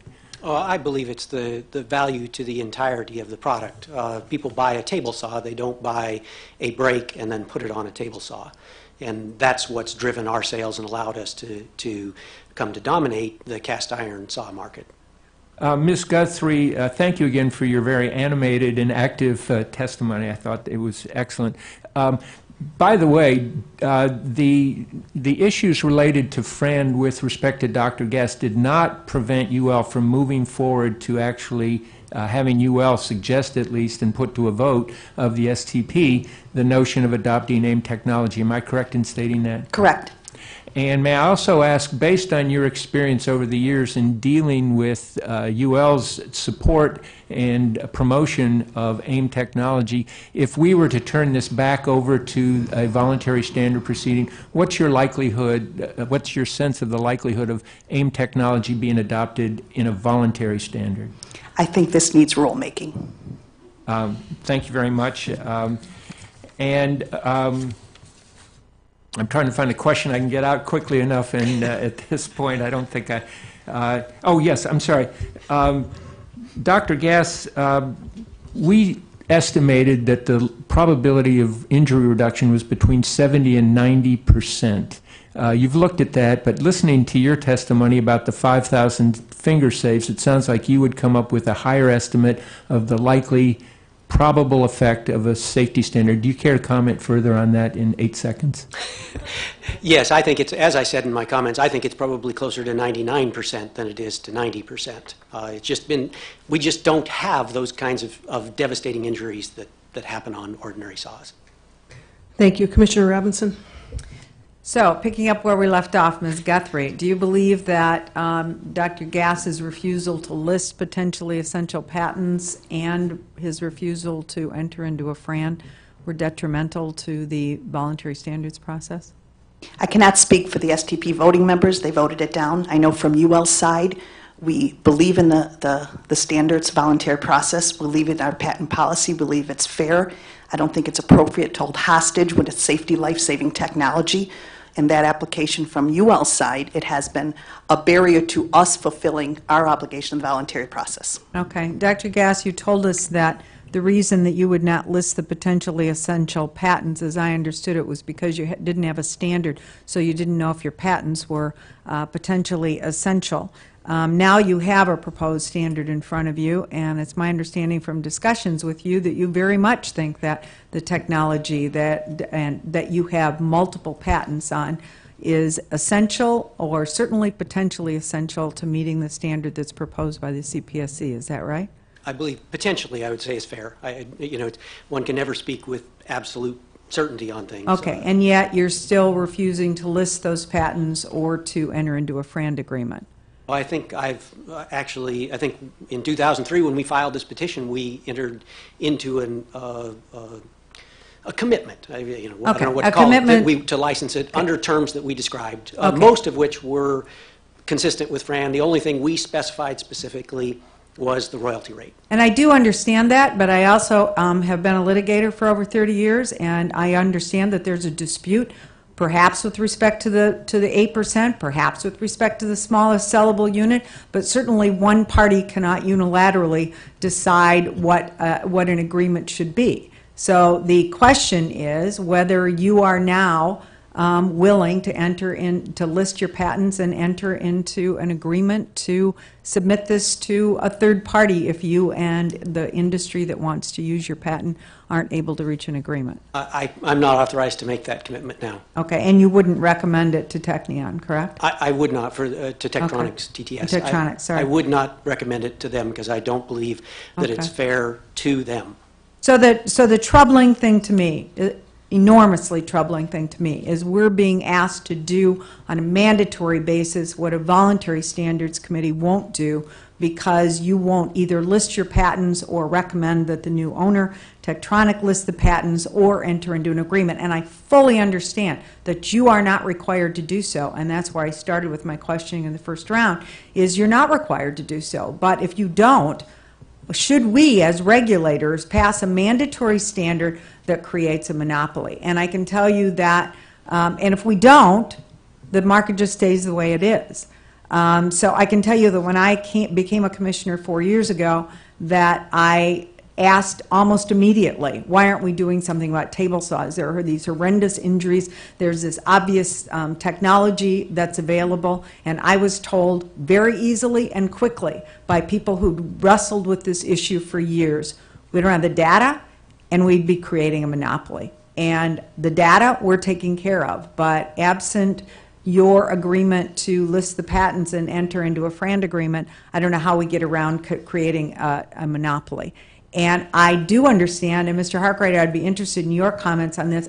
My understanding is this is kind of cutting edge stuff, because I think with the smartphones, if I understand your testimony, they can sort of work things out. But that makes sense to me, because it's like you scratch my back today and I'll scratch yours tomorrow, because people have different technologies that they're using of each other's. But this is a highly unusual situation for a regulatory agency. Is that fair to say? Well, I think actually what's fascinating about it is the smartphone industry, at least commercially, has absolutely not worked it out. I mean, there are trench warfare between Qualcomm and Apple. Notwithstanding that, all consumers have had the benefit of the technology because of the FRAND commitment.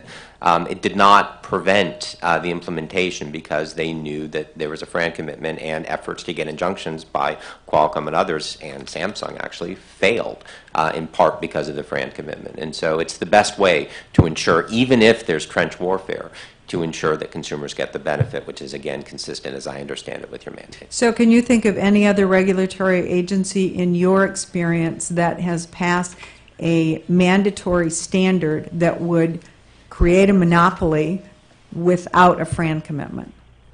So I'll do the same caveat that I like to be very careful. To my knowledge, the answer is I'm certainly not aware of any. I'd like to certainly look to make sure that what my recollection is accurate. That would be great. Thank you so much. Thank you. Commissioner Kaye? Thank you, Madam Chair. Ms. Miller and Mr. Yarborough, if I can turn to you, please. If I understood your testimony correctly, you questioned the injury cost model that our staff uses, and specifically the inclusion of jury awards. Can you point to how our injury cost model is inappropriate in terms of our statutory mission, and whether or not we're the only agency that uses it? I cannot speak to if you're the only agency that uses the injury cost model. I'm not aware of that. As far as it being slightly off on the injury estimates, that model only uses jury awards. So in those cases, the defendant would have been found liable in some way. For many table saw injuries, and I think this is referenced in the proposed rule, many of those are due to consumer behavior errors. There's a lot of warnings on the saws, and people are generally aware of how saws are dangerous. So those awards would likely be higher than cases that were settled either out of court or cases where a defendant wasn't found liable. So I think that those estimates should not be extrapolated onto table saw injuries, and I think that they're most likely higher than they normally would be otherwise. So it sounds, and tell me if I have it wrong, it sounds like as a policy matter you're arguing that we should use a different injury cost model, but what I'm wondering is whether you have a basis across the United States government to say that the one that we're using is fatally flawed or sufficiently flawed that it's an inappropriate one to use. And hello, Commissioner. This is Sophie Miller here. I appreciate your question, because I think it is important to think about how other agencies are valuing these types of risks. And one thing that's important to remember, if you're familiar with OMB's Circular A4, for example, which sets out best practices for benefit cost analyses and how to conduct them, the gold standard for assessing benefits to consumers for some of these standards is looking at the willingness to pay for different types of risk reductions and safety improvements. And in this case, it may not be necessary to use a model like the ICM because you do have a very robust and existing market and an observable market, which is not necessarily the case for a lot of different types of rulemaking, that provides you very direct reference data on consumers' willingness to pay for safety advances that are already available in the market.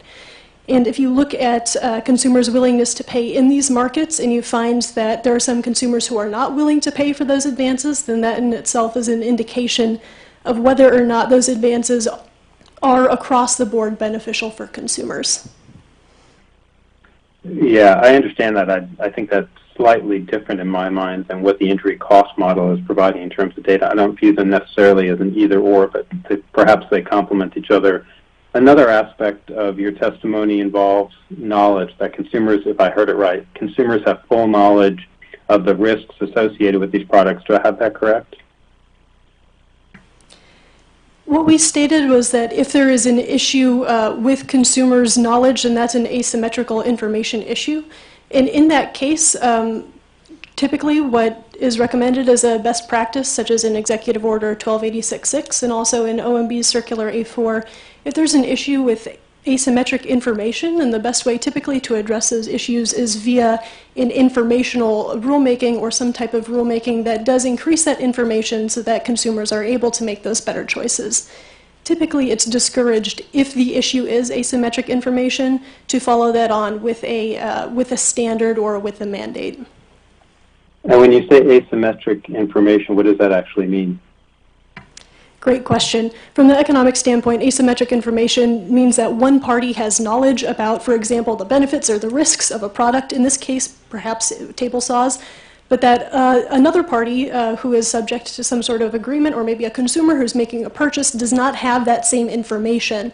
So they're not able to get market parity there. The supply and demand are not necessarily meeting on equal terms. Got it. So in this case, are you saying that consumers are those who do not have full information? I'm sorry, what was that?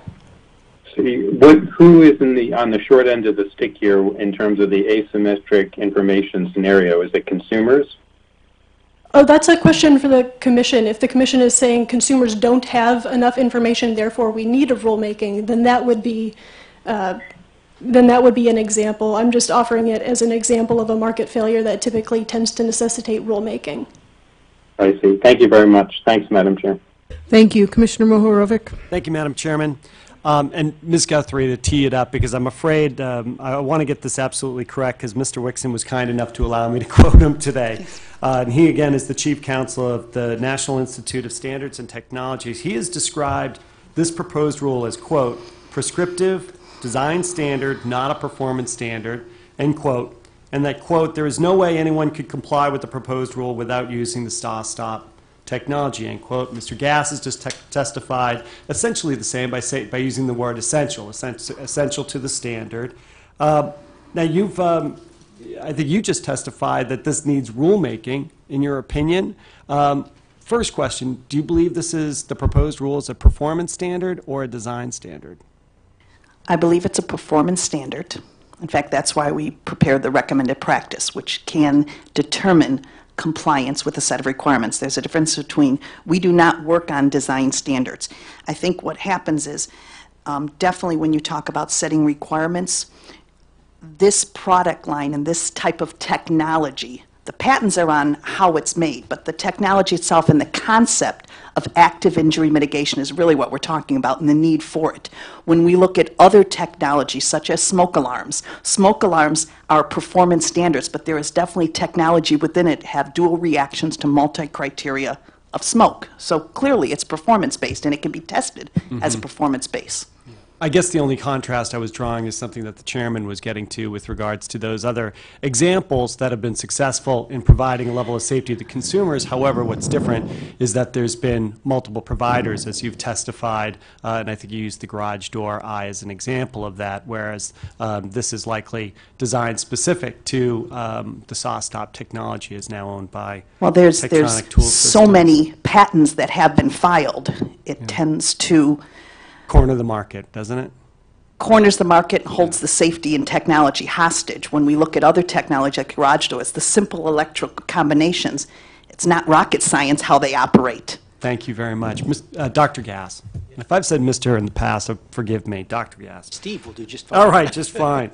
Dr. Gass, post-acquisition, what is your current relationship with Tektronix in any way? Do you have any sort of, and I'll offer, do you have a stake in the future earnings of the company as terms of the acquisition and the acquisition of SOSTOPS and its patents? Did any part of the deal include earnouts or any other sales or corporate performance metrics tied to additional payments, or was it just a clean deal, walk out the door? Could you fill in any details, if there are any? Sure. No, it was a complete purchase of the SOSTOP and ST3, the parent company's assets, including the patents and the entirety of the business. At this point, I'm an employee of SOSTOP. You are an employee. I draw a salary. I have the potential for a bonus at the end of the year if earnings are good. It's not particularly... Not unusual either. Yeah, very standard stuff like you might expect for any one position. I have no earnout. I have no further interest in the company, so if you make a rule or choose not to make a rule, has no material impact on my financial situation. Well, I think let's not be naive. If we were to offer, as Commissioner Robinson said, a monopoly for the SOSTOP technology, you would be the only provider, and as an employee and part of the leadership structure, I imagine your bonus structure would be tied to the performance of the company, which would rocket up astronomically based on the legal monopoly provided by the Cpsc. I think that doesn't reflect a complete understanding of the economics of table saws and the marketplace and the current earnings of SOSTOP and the likely future earnings under a royalty scenario.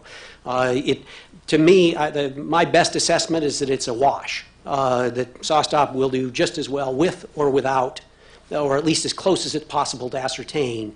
SOSTOP will do just as well with or without. I can tell you that in the discussions for the acquisition, there was no one was salivating over the idea of a rulemaking. In fact, there was more worry associated with that possibility than there was sort of some kind of eager anticipation of a windfall, because it wouldn't be that. Let me ask quickly, because I have 20 seconds. The 8% and how that was derived, could you do that in 20 seconds? Sure. We started at 10%, and we had discussions with various manufacturers and ultimately reached agreement with two, at least as to the royalty rate, at 8% of wholesale. And we've at this point essentially had an agreement that that was a reasonable rate from everyone in the marketplace, taken in isolation.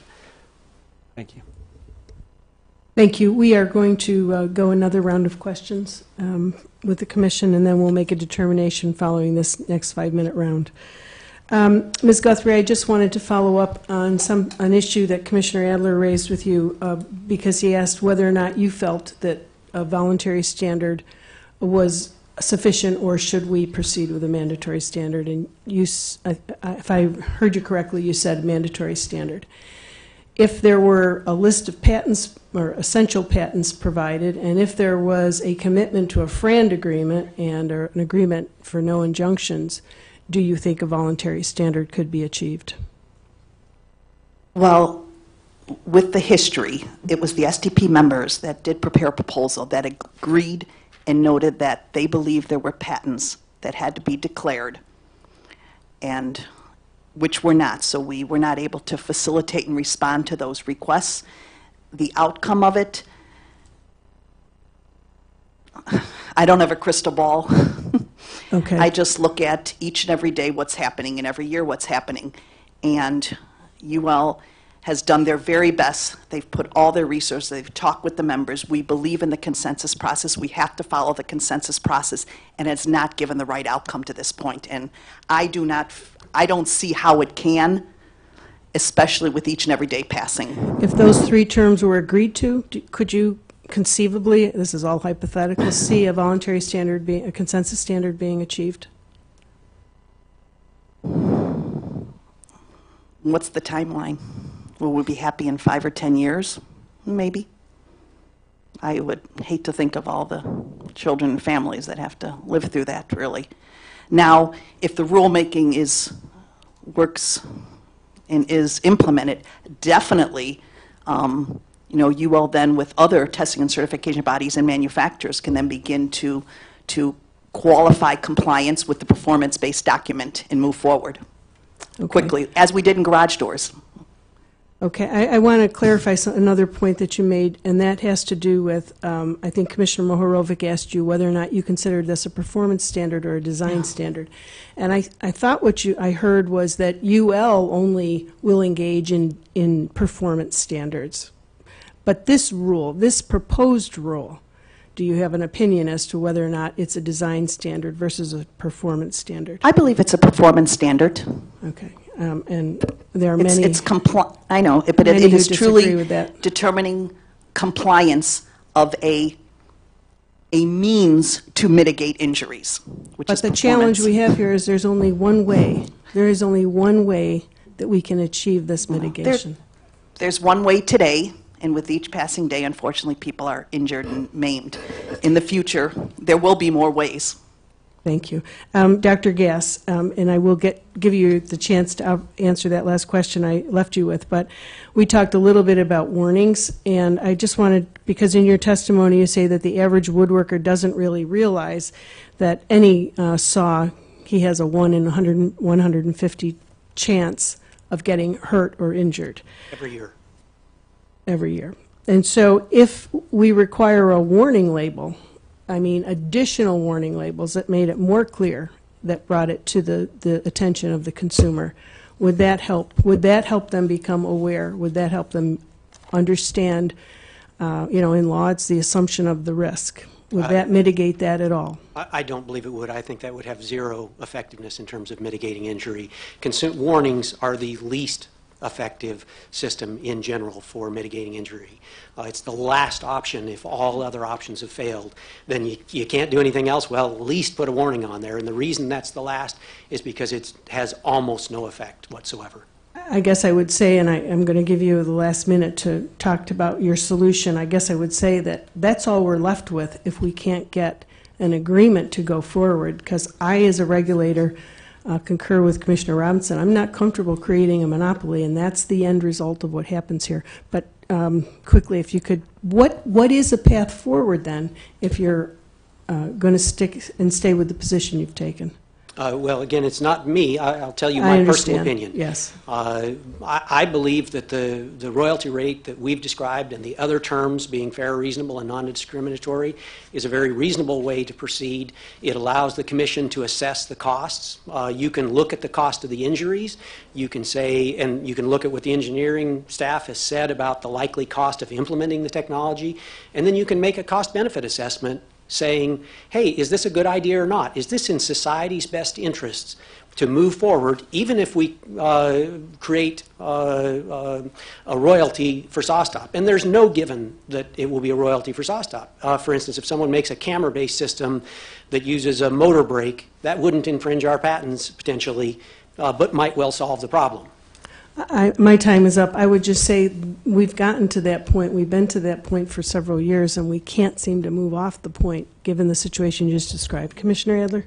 Thank you very much. In returning to the notion of is this a design standard, I point out, first of all, that Section 7 of the Consumer Product Safety Act says that we must write standards that have requirements expressed in terms of performance requirements. If we were writing a design standard, we would be doing something illegal. And I look at the actual wording of the standard, and this is a requirement that we pretty much lifted from UL, and that is, all table saws, when powered on, shall limit the depth of cut to 3.5 millimeters when a test probe contacts the spinning blade at a radial approach rate of 1 meter per second. Ms. Guthrie, aren't there many, many ways to achieve that, even if right now we have some technical issues doing it, but there's nothing to prevent anybody from meeting those requirements? Exactly.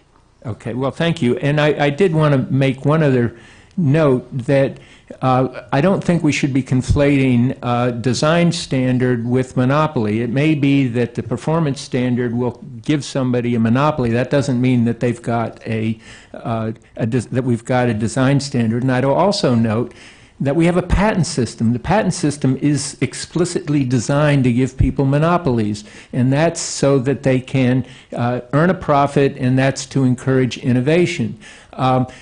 The whole issue of monopoly, in some sense, has to do with who's going to get the profits. that is not a function of the Consumer Product Safety Commission. The Consumer Product Safety Commission is supposed to make findings about the effect of the standard on the costs, on the availability and the utility of the product.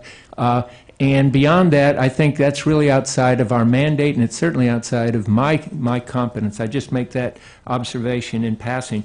But I did want to come back, Dr. Gass, to a comment you made in your prepared testimony, and you said you didn't think that knowing a blade would cut somebody means that they have informed choice. And may I ask you just in a little bit more depth what you think a truly informed choice would be for a consumer? Sure. So in order to make an informed choice, you need to know not just what the potential consequence is, cutting off a finger. Everybody understands that. I don't think anyone would dispute that. The difference is, do you understand how likely it is? Do you understand that it's 1 in 150 on any given saw in any given year statistically? Do you understand the consequences of that accident, the likely outcome to your life? Have you seen others who you've watched and seen, oh, wow, that guy had a job and now he doesn't, can't earn a living anymore, is on welfare? Do you understand how much that costs? Do you understand the effectiveness of the alternatives? Do you understand that SawStop works essentially every single time, that it's very close to 100% effective in mitigating injury? Unless you understand all those things and have dug into those issues and have enough sort of statistical and mathematical training to do that analysis, you're not going to be able to make a fully informed decision. It's simply impossible. And to pretend otherwise is, I think, a disservice to the public. Just one quick historical note. Many of these same arguments were made when the Commission did a lawnmower standard. It's pretty clear that if you put your hand under the housing of a lawnmower, you'll cut a finger or slice a foot. And the interesting thing was that when the court was faced with this issue, the court said it's not just that people need to know that a blade will cut them. They need to be able to appreciate that. And the court said that based on the record before it, and I think the record before us, there is a true failure to appreciate. So, Ms. Miller, I see you writing frantically, so I thought I would pick your brain for a second. You've just heard Dr. Gass's definition of what it would take to have an informed choice. Do you have your own definition of what it would take for a consumer to be able to make an informed choice with respect to table saw safety? I hope I didn't interrupt a different thought. No, this is fine. I've been enjoying taking notes of everyone's remarks. This is a great opportunity. I just note that setting the bar at requiring statistical and mathematical expertise rules out almost every consumer in being able to make informed choices on any choice or any purchase that they make at any given day. So that's a great point. What is it you think that consumers need to know to make an informed choice? I think it's great when consumers have alternatives, because then they're typically able to compare different product options and how that fits into their daily lives and their daily needs. And also when they have different prices, it sends them signals about quality, about reliability, and it could also be market signals about safety that allows them to make these informed choices. Thank you. My time's up. Thank you. Thank you, Commissioner Robinson. I would only say that quickly that the idea of a patent protecting intellectual property being in the same universe with creating a monopoly by regulation, I think, just doesn't fit. But Mr. Harkreiter, let me ask you this: the commitment for the 8% of the total saw. I know when we have FRANs, what we're doing essentially is creating a contract so they're third-party beneficiaries. Is that commitment going to be the kind of commitment that is anticipated when one speaks of a FRAN? So a FRAN commitment says that you're willing to do this on fair, reasonable, non-discriminatory terms. People then try and negotiate, and if there's a dispute, if somebody says, you know what, we think it should be on the smallest sellable unit, not on the entire device, then you go to court as a third-party beneficiary and you say what they're seeking is not FRAND, and then the court determines whether the rate or base is not FRAND. The court in Motorola, the Robarts court, determined that in fact both the rate and the base were not FRAND. That sounds like a very different animal than one party determining what it should be. That's right. It's determined by a court. Okay. I don't know if you can speak to this or not, but since you represent Stanley Black & Decker, do you know if there was a FRAND agreement, whether your client would incorporate the AIM technology? I think Stanley Black & Decker had extreme interest in incorporating the technology. We went back to him on multiple occasions, the last one asking, in fact, that since he had such expertise in manufacturing the braking unit, whether we could simply buy the braking unit from him and put it on our saws. And those negotiations broke down. And do you know if your client would support a voluntary standard that required the incorporation of this technology to meet it at this point? I would certainly need to check with the client. I have complete confidence that our client has a lot of interest in the technology and has extreme interest in implementing the technology. Okay. Ms. Guthrie, the recommended practice, is that something that's done within UL? It's a technical thing, or is industry involved in coming up It's with a document that UL prepared based on our experience and expertise. Okay. So And- it did not require consensus. Okay, and Dr. Gass, would any commitment on your part, even if you were willing to list the patents, and I know at this point you would have to have Tektronix do this, but would any commitment on your part be binding on them, or would we have to get something from them at this point, since you've sold everything? Well, if I had authorization, as president of SOSTOP, if I made that representation, I think it would be binding on the company, but I would need, in order to be able, You need authorization. I would need that authorization. So if this rule fails, is your recommendation to Tektronix going to change in terms of listing the patents and entering into a FRAND so that you can get a voluntary standard in place, or will it remain the same? Well, I think that presumes a false thing, and that is that the royalty rate is the issue preventing adoption through a voluntary standard. My experience over the last 17 years in various discussions with the manufacturers is that the royalty rate was not the thing that was the impediment. So, as John mentioned, but I'm just asking if Ms. Guthrie has told us that was an impediment to passing a voluntary standard. So I'm wondering if the mandatory standard fails, if your advice to Tektronix is going to be different in terms of listing the patents and entering into a FRAND. Well, I think the testimony has mischaracterized the events, and so when you say, would it be different, you're asking me, have I stopped beating my wife? No, I'm Because not, but you're presuming you've told us that you would not recommend to them that they list the patents, and you would not recommend to them that they enter into a FRAND.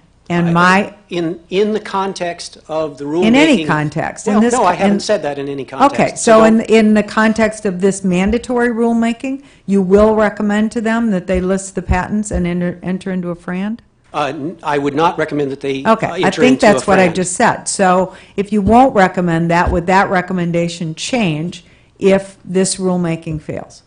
I don't believe it would, although Okay. it's a hypothetical that I'm not sure what circumstances would present themselves. Ms. Miller, could I just ask you quickly, I have seconds left, but do you think that a FRAND commitment by Dr. Gass and Tektronix would reduce the likelihood of market failure by monopoly? I am not a lawyer and not familiar with the technicalities involved in a FRAND, so I don't think I can intelligently weigh in on that. Okay. If you were a lawyer, you would have made a guess. Lawyers never say, I don't know. Thank you. Thank you, Commissioner Robinson. Commissioner Kay. Thank you, Madam Chair. Dr. Gass, there must be so many different levels of frustration for you in this entire process. One of them that I am picking up on and I think sharing today is that you have made two critical points that for some reason it's as if you've never said them. And the first is that the financials are less of an impediment to this process moving forward, and what you've understood a bigger impediment is the inability of certain entities to fully commit to employ this technology. Did I hear that correctly? You did. So, for instance, Black & Decker, in the discussions that John referred to about buying, as he put it, the braking component, which actually isn't accurate, it was the entire internal structure of the saw, so the bulk of the saw from us. That discussion went along the lines of, oh, we'll pay you, you choose the amount so that it comes out to equivalent to the 8% royalty you asked for, and then sell us that component. The problem with those royalty discussions or that licensing discussion, and where it went astray from our standpoint, is that they were not committing to adopt the technology. So it's really easy for John to say Black & Decker's interested in adopting this technology. The difference is, what are they interested in implementing? Putting it out on one saw and seeing how it does, or adopting it across their product line? If they had said in 2010, we'll put this on all of our table saws, we would have had a deal at the 8% or the equivalent of the 8% license. They were not willing to do that, nor has anyone else in the industry been able to make that kind of a commitment. Yeah, and I think that's an important point. And the other point that you made that for some reason seems to be getting no attention is that you do not believe that a mandatory rule, despite the fact that it might, quote unquote, create a monopoly, would actually lead to a financial windfall for SawStop. That's correct. My best estimation is that, sort of when you factor in all the risks associated with a mandatory rule, the likely litigation that will ensue, that, it's a wash as to which outcome is better, and that's what I represented, not just here, but to TTS in asking them if I could come and represent that we would stand behind the commitment we made back in 2003. Yeah, so I find it a little odd that for some reason, if you say it, those things get ignored, but if others come to us and tell us their version of events, then for some reason people are tripping over themselves to believe everything that's said by others, and I think that's disconcerting. But in the bigger picture, I want to turn to Ms. Guthrie now. I think that for most of what we've been discussing this morning has been missing a larger point that you keep trying to bring us back to, which is that every day these injuries keep happening, and enough time has already passed, and we have to finally come to a solution, and that solution in your mind is a mandatory standard, correct? That is correct. And so I want to commend you for coming and testifying on behalf of UL to that extent. I cannot recall in my time in the Commission UL coming forward and in essence begging us to create a mandatory standard because the voluntary standards process has not worked. You know how much this issue has mattered. We had a special meeting in Chicago about it about a year and a half ago. And at that time, we talked about the idea of what else UL could do. And I know that on the hoverboard scenario, in this hoverboard context, UL came out with an outline of investigation. Is there anything else UL can do along those lines? I get the fact that that is a non-consensus-based process, but UL was willing to do it for hoverboards. Is there anything else that UL could do beyond a recommended practice that could move this forward? Well, Commissioner Kay, I think the recommended practice is a great effort at UL recognizing that clearly we failed in the voluntary process, which we are not proud of, but that's why we're urging the Commission to do what's in their power to do. The recommended practice is a great performance-based testing criteria document, and what it does do, it enables manufacturers and other interested parties, other testing laboratories, other certification bodies to draw to this document and demonstrate the compliance of the Ames technology and any type of active injury mitigation technology. When we say Ames, we don't particularly are only stating it's SawStop. It's anything that does this to eliminate consumers having to make a life safety critical choice. Consumers would never decide, to grab a extinguisher or not, or how it operates. Consumers don't decide if they want airbags in their cars. Yeah, and how is that different than an outline of investigation?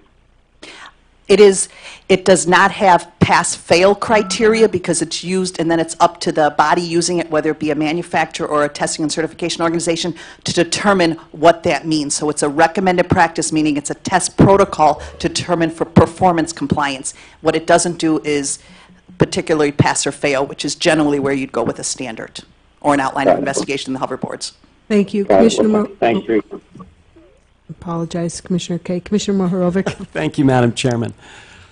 Dr. Gass, I want to tell you genuinely that I admire your courage for being here today, for appearing here today. And I'm moved by your testimony. I'm going to paraphrase from it. You've mentioned in your testimony, your written testimony, how you've been vilified, that you're using the legislative process for personal gain, that you're trying to get rich quick, and that you're a money-grubbing monopolist and the promoter-in-chief of the nanny state. And, you've been lumped in with some very unsavory crony capitalists. Whether it's Martin Shkreli, the farmer bro, just convicted last week, who took a $15 AIDS pill, manipulated a monopoly for himself, and then overnight started charging $750 per pill to those suffering from AIDS. Or whether it's the Mylar CEO, Heather Bresch, who jacked up the price of EpiPens 500%, courtesy of mommy's work as the National Association of School Boards, and didn't hurt with daddy's influence as a sitting U.S. Senator. So I'm sympathetic to your situation, the impact that this has had on your professional reputation, and with those with whom you would probably not appreciate being associated with. But I would say the following. Don't hate the player, hate the game. Because there's one thing that Charles Koch, referenced earlier, and Bernie Sanders agree with. The system is very much rigged.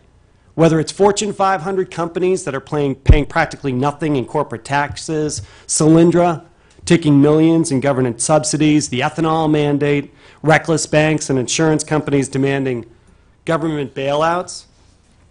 And the examples of crony capitalism are tragically almost endless. And it's this manipulation of government that enrages Americans. But whether you're Steve Gass, Dr. Steve Gass, or Martin Shkreli, people are focusing their fire and fury in the wrong direction. Monopolists are merely taking advantage of an opportunity presented by a government willing to go along for the ride. Because what all of these examples of crony capitalism have in common is a willing partner in the U.S. government, and that's come up today. So again, I say don't hate the player, hate the game.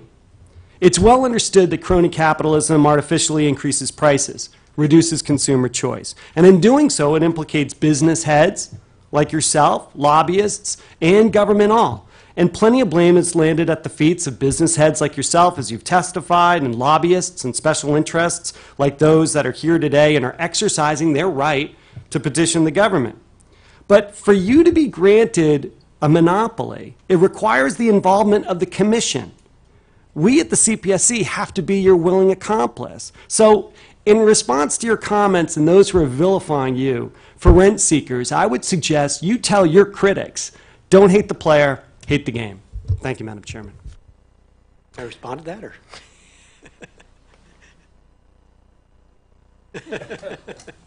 Apparently, closing statement. We have agreed among the commissioners not to have an additional round of questions. We really do feel like all of you have been very accommodating and answered all of our questions. So again, I want to thank all of the panelists this morning for taking the time to be here, for answering our questions. And at this point, we will take a 5-minute break, allow a setup for the second panel, and again, my sincere appreciation to all of you for being here and for your time and for your effort. Thank you so much. Thank you.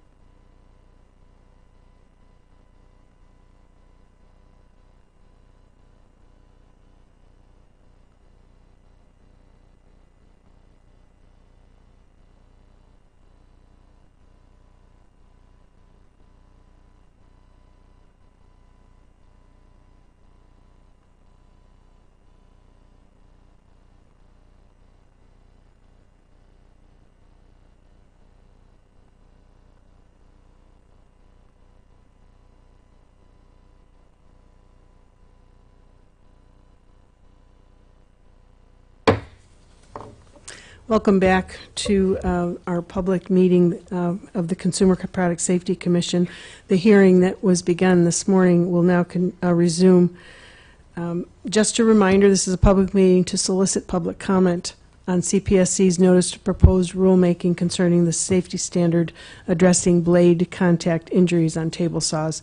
We have two panels. We heard from our first panel, and now our second panel has joined us, and I would like to introduce on this panel, pleased to welcome Ms. Sally Greenberg from the National Consumers League, Mr. Joshua Ward, who was a victim of a table saw accident, Mr. Lally Bertay. Did I say that correctly? Maybe you could tell us all so that we can all know how to say it correctly. My name is Eric La Liberté. You can think of it like the Statue of Liberty and put a law in front of it. La Liberty. And from Robert Bosch Tool Corporation, and Ms. Susan Young from PTI, and Mr. Eric Glavich from National Association of Manufacturers. My sincere welcome to all of you. Thank you for joining us. Thank you for your patience through panel number one. We'll follow the same directions as we did earlier today, 10-minute rounds for your statements, and then the commissioners will begin 5-minute rounds of questions. So with that, Ms. Greenberg, if you would proceed. Thank you. Thank you very much, Commissioner or Chairwoman Burkle. The National Consumers League appreciates, and other commissioners, very happy to be here, and shout out to Elliot Kay, who's with us by Skype. We appreciate the opportunity to address the Commission on this matter of great importance. NCL urges the CPSC to finalize the Notice of Proposed Rulemaking requiring all table saws in the United States to employ affordable and available technology. This is a process that began in 2006 when the Commission first voted in favor of a petition requesting a performance standard for table saws. In 2015, there were an estimated 33,400 table saw emergency department treated injuries. Table saws inflict up to 11 amputations every day, according to the CPSC's accident data reporting system. Josh Ward, who's here on my left, has experienced too much pain and agony for such a young man who experienced a devastating table saw injury at age 17, which could have been prevented had the CPSC adopted a mandatory standard in 2006. The technology that satisfies the CPSC's proposed standard already exists. We've heard a lot of talk about it this morning. It's active injury mitigation technology, and it's currently available in the U.S. on only one company's saw, those of SawStop. But that would change if the Commission moved forward with a mandatory standard. Ames prevents injuries by stopping the saw from spinning within milliseconds of contact with any body part.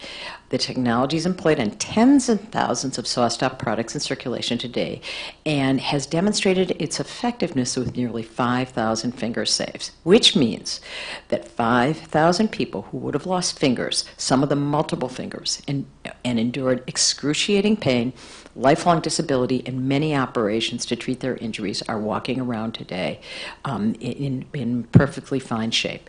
They escaped this awful fate because they were using a table saw with safety technology that's built in, and we think every consumer should be afforded those same protections. CPSC has a mandate to adopt safety measures where a product poses an unreasonable risk of injury. Existing industry voluntary standards do not adequately mitigate that risk of injury, and where there is an affordable and available solution. As our comments demonstrate, setting a mandatory standard for table saws meets each of these criteria. Thus, NCL applauds the Commission's April 27, 2017 vote to move forward with a notice of proposed rulemaking setting a safety standard on table saws. My organization was founded in 1899. It is the nation's pioneering consumer organization, and we've been engaged with this issue since 2010, when we wrote to 5 CPSC commissioners asking for a safety standard on table saws. In fact, my first introduction to the issue came from a national public radio story that I heard in December of 2004. At the time, I was Senior Product Safety Counsel at Consumers Union, publisher of Consumer Reports. NPR's Chris Arnold reported about a newly designed table saw that would all but eliminate the risk of injury.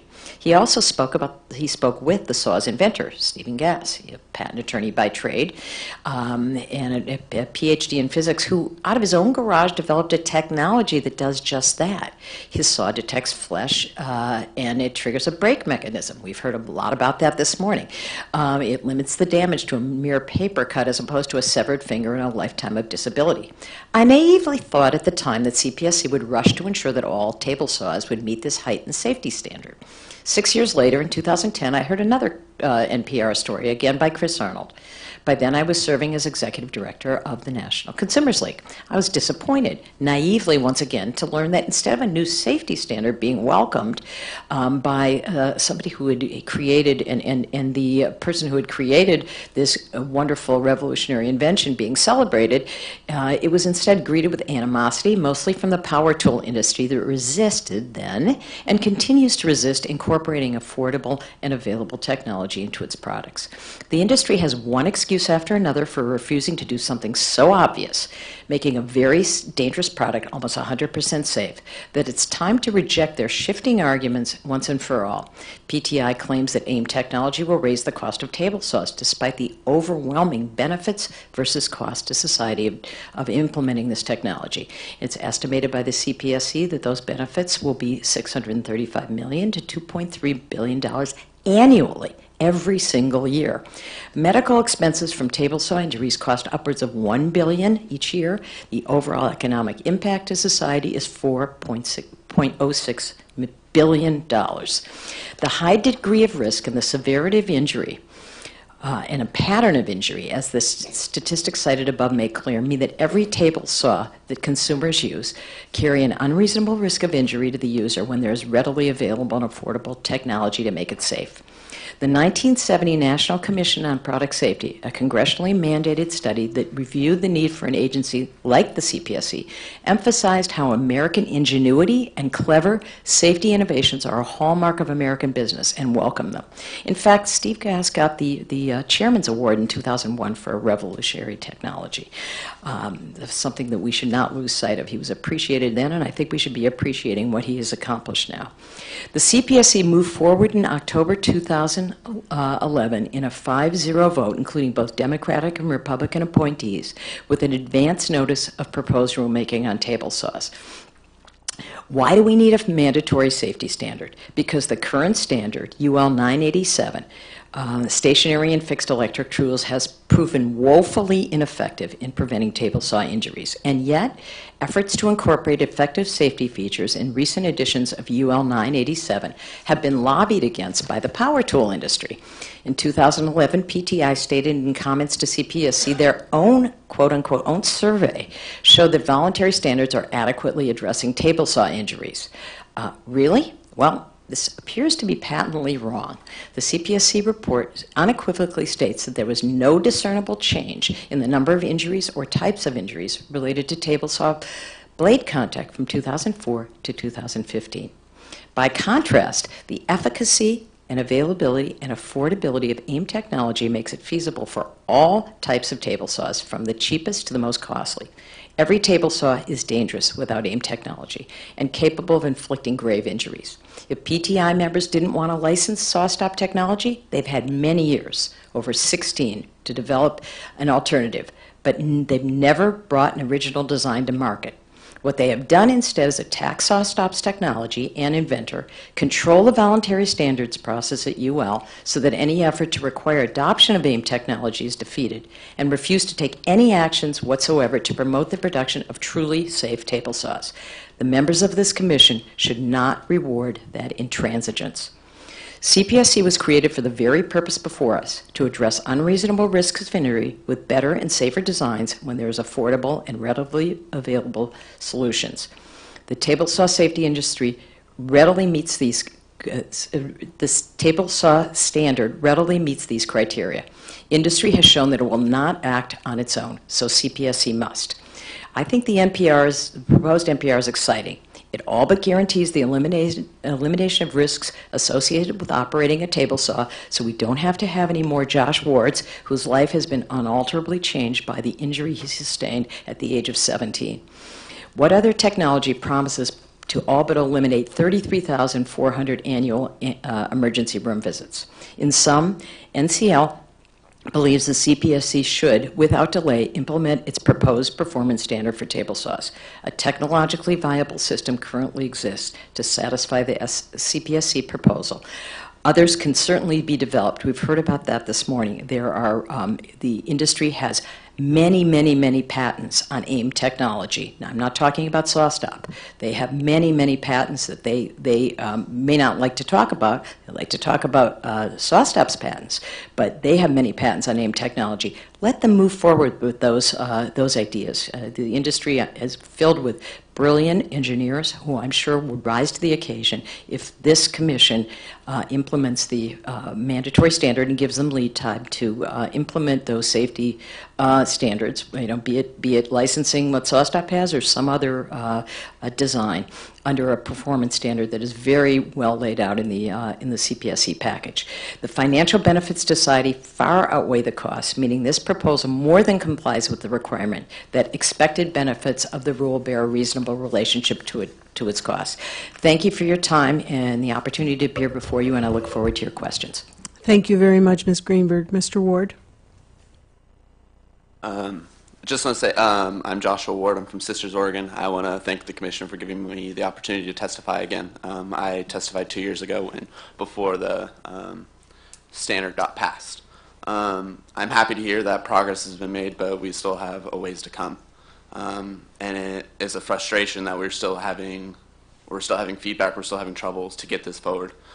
In 2013, I was in woodshop class at my high school, and during the class I was asked to cut a piece of wood that's about 2 feet by 2 feet, and using the saw, you really don't know, like they were talking before about how the consumer knows the risks. Yeah, everybody that owns the saw knows that there's a risk, but you don't really understand how far or how much pain and injury that can come from it till you experience it.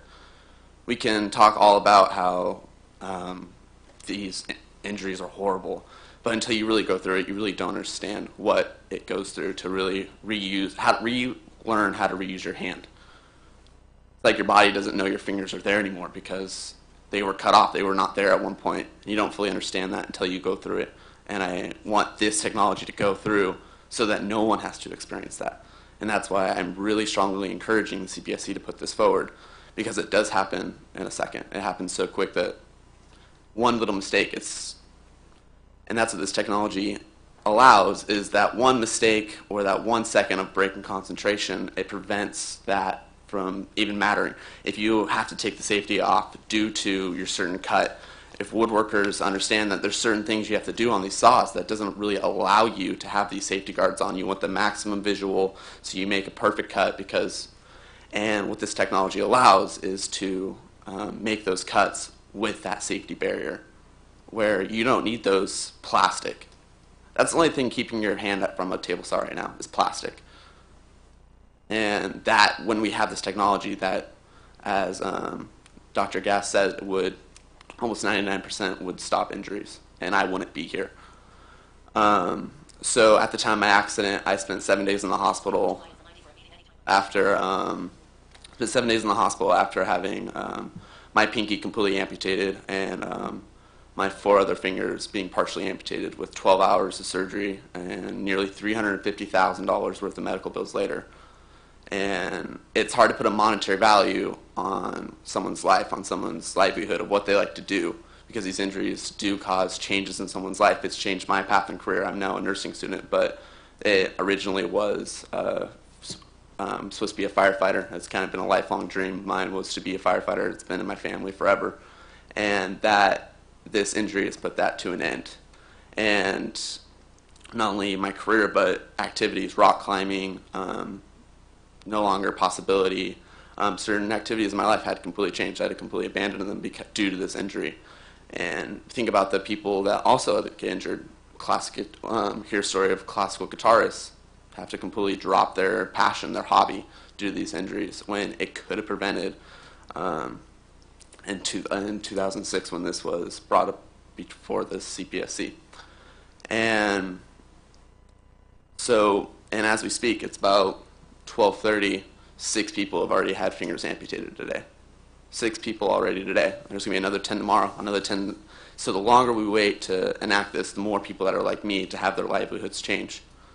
And so I come with frustration, and I am really hoping that we adopt this mandatory standard, because it is crucial to the consumer.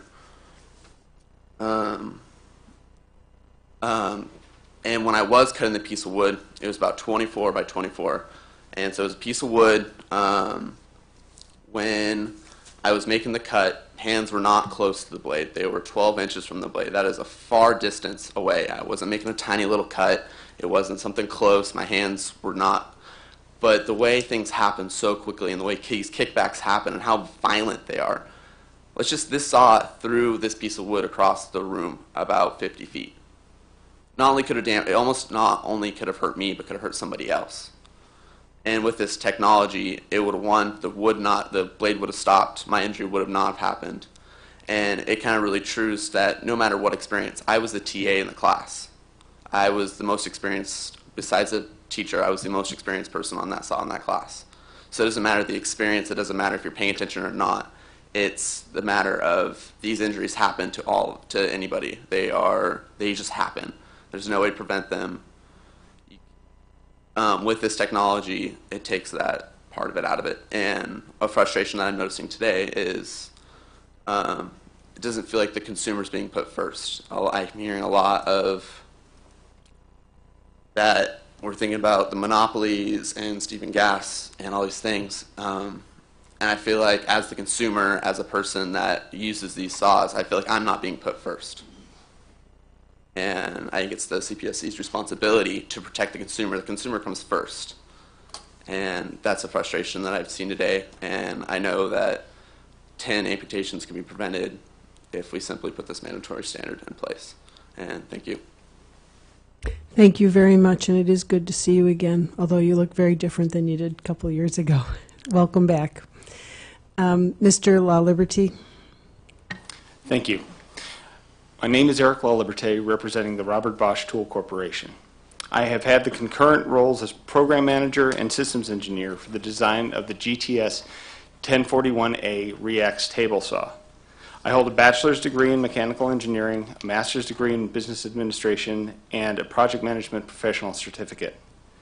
I've used table saws for furniture building and home renovation, and I'm quite comfortable teaching my children to use table saws based on Bosch's continuing commitment for innovating in the area of table saw safety.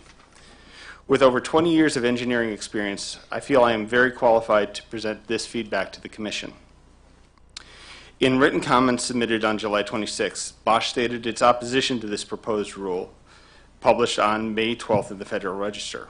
Rather than restate the public comments, I'll focus on particular issues Bosch believes demonstrate that the NPR should be withdrawn and no mandate enacted.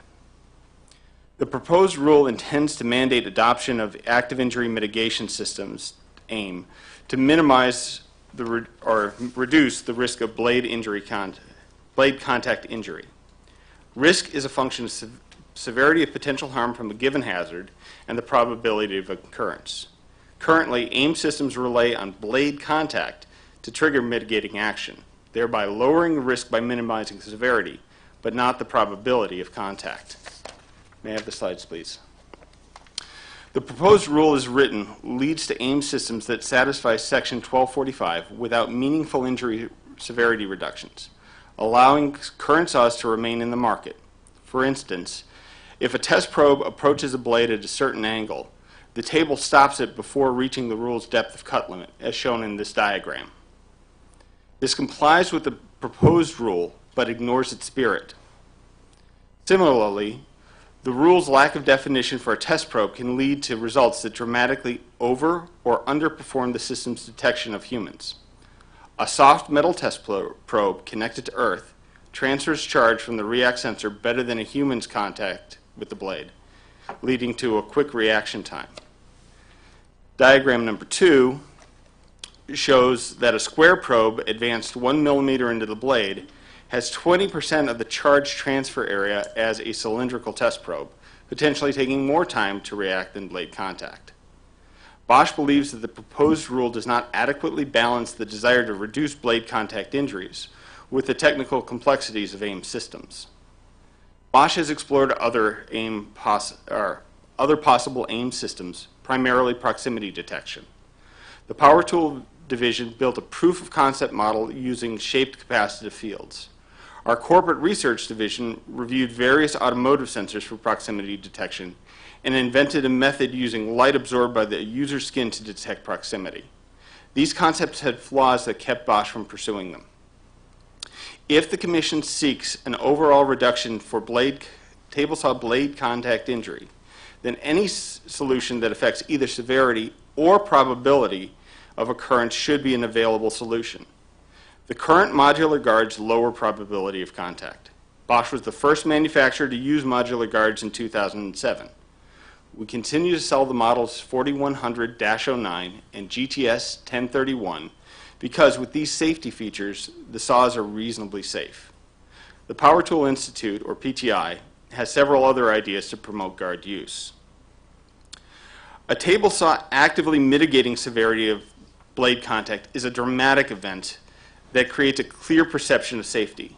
By contrast, modular guards are passive devices that are unlikely to stir emotions.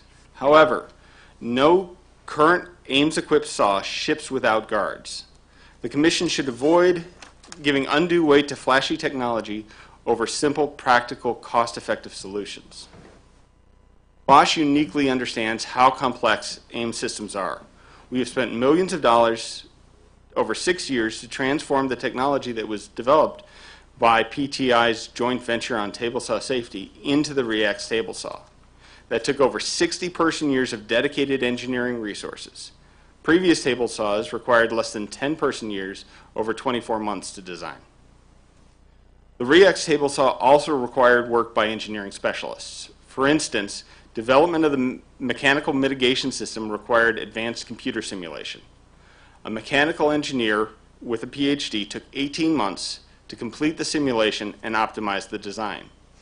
We relied on specialists from the automotive and other divisions to resolve technical challenges that were beyond the capabilities of the Power Tool division. Unlike stationary saws, benchtop saws must operate in a challenging environment. They are subject to freezing, high temperatures, and occasional precipitation. Users transport these saws on rough roads and job sites. A wide range of materials is cut on them. Bosch considered the environment when adding an Ames system to create an effective benchtop saw. Our best efforts resulted in an effective saw at a reasonable cost.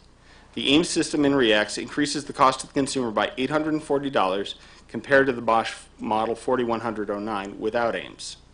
There is little opportunity to cost reduce REACTs. The cost for the dual activation cartridges, $99, would likely fall considerably if critical sales volumes can be reached. However, this will unlikely exceed $30 savings to the consumer.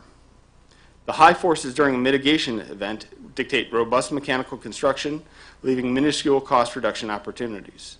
The electronics are unlikely to change significantly since their design uniquely meets the demanding detection and mitigation needs of a benchtop table saw on a job site. The Commission should be aware that the new UL 62841 standard proposes requirements for safety features controlled by software, a concept known as functional safety. If mandated, Ames systems need a functional safety rating. The standard agencies may enforce the highest rating, requiring redundancies and raising system cost. Users of REACT notice little difference in table saw function. There is no change to the user experience for rip or crosscuts with standard carbide tipped 10-inch blades. Stack dado head cutters are also usable. However, dados and molding head cutters that interfere with the sensor plate cannot be used. State-of-the-art Ames systems require a properly grounded outlet, which may not be available on new job sites or while working on sites with old electrical systems. And this can affect the function of the Ames system. Users are aware that the current Ames-equipped saws require the replacement of activation cartridges. The Bosch REACT design requires only replacing the dual activation cartridge after the second mitigation. The mechanism is reset quickly and easily. The saw blade does not need replacing. A vast majority of workpieces can be cut without having to think about the fact that the Ames system is present. Issues arise in current Ames systems when the material absorbs charge in a similar manner to the human body. Chemically or pressure-treated lumber can lead to the activation of the Ames system without the human contacting the cutter. Likewise, metals and foil-faced composites electrically connect the operator to the blade. The REAX has a bypass button to disable the Ames system for a single motor power cycle in order to cut these materials. Can I have the slides again, please? Thank you. Data from the Bosch REAX benchtop table saws show that operators engage the bypass mode an average of 9% of the time. This chart provides an overview of the data. Note that 20% of users overrode the Ames system more than 20% of the time. This varies based on the operator and specific applications where the tool is used. So each user directly impacts the Ames system effectiveness in reducing blade contact injury severity. The population of REAX users does not represent the general population. These purchasers bought the REAX specifically because of the Ames system. Therefore, they are more likely to use the Ames system than a user compelled to use an Ames-equipped saw. Expected use of the bypass by the broader population reduces the average effectiveness of Ames systems by much greater than 10% outside of any technical and environmental limitations. In conclusion, Bosch believes that the Commission has not met its requirements to propose this rule. The proposed rule's test protocol is ineffective at lowering the severity of blade contact. Ames systems are the most complex and costly method possible to address this risk. Working conditions combined with user behavior ensure that Ames systems are not 100% effective at mitigating severity. Bosch objects to this rulemaking and recommends that the Commission reject it. Thank you very much. Ms. Young?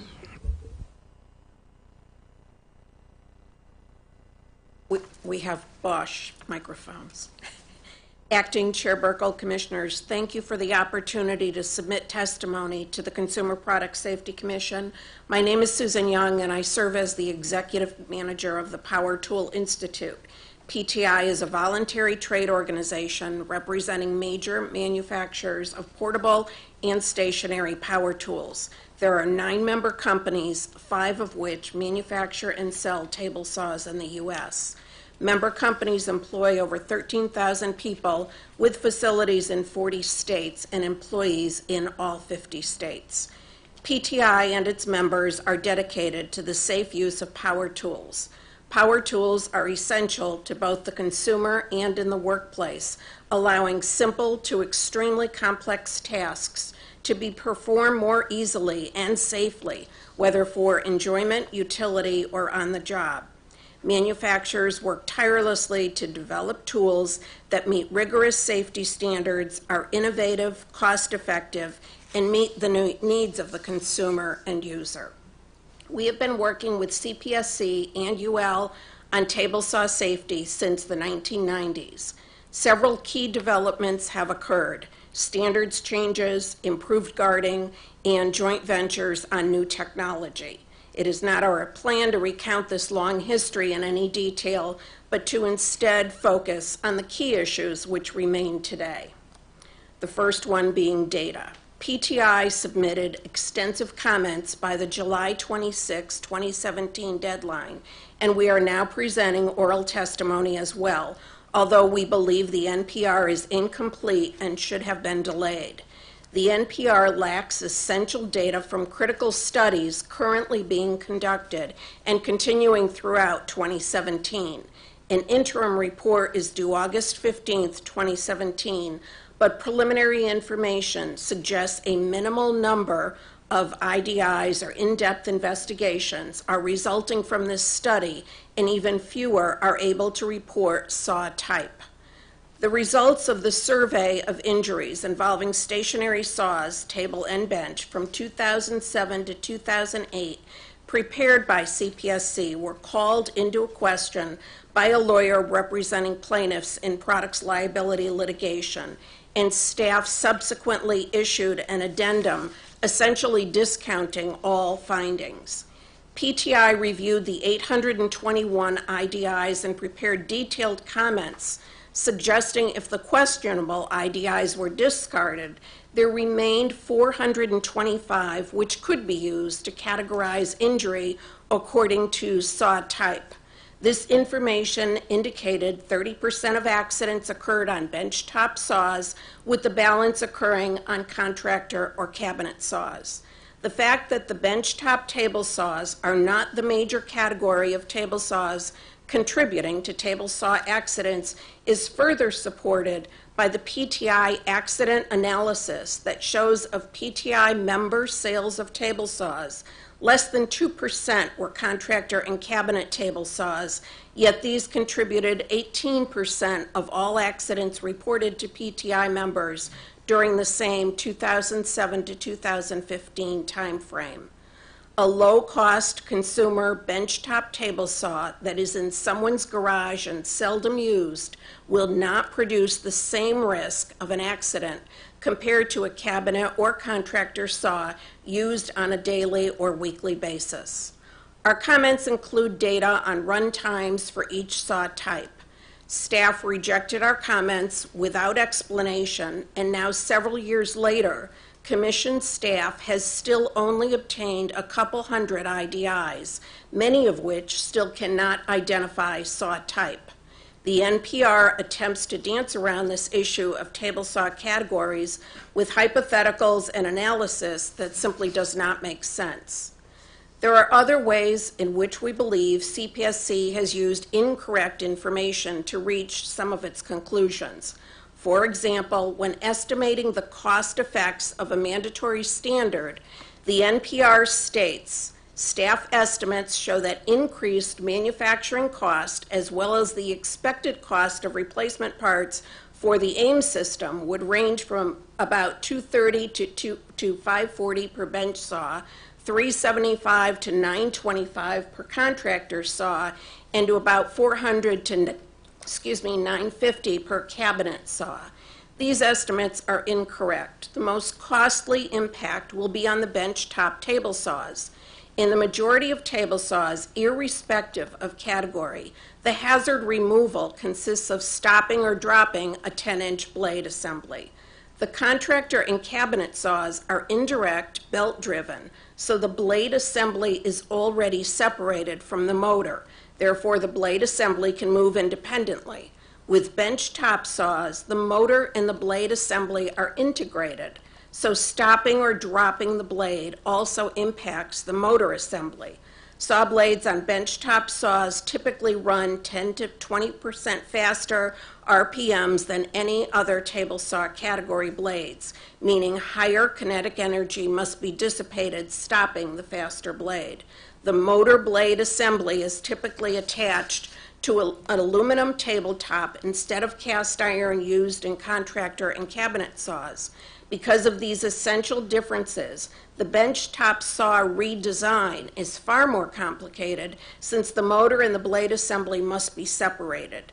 Redesign of the benchtop saw, especially the low-cost units, is considerably more expensive as a result. The incorrect dollar amounts and assumptions are then subsequently carried through evaluations relative to injury cost model and other economic evaluations.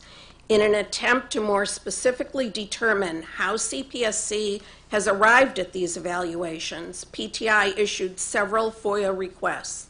The FOIA request most recently submitted in October of 2016 was completed on July 26, providing us no time for review of the information prior to the comment deadline. Earlier materials that were provided were so heavily redacted that they cannot be utilized.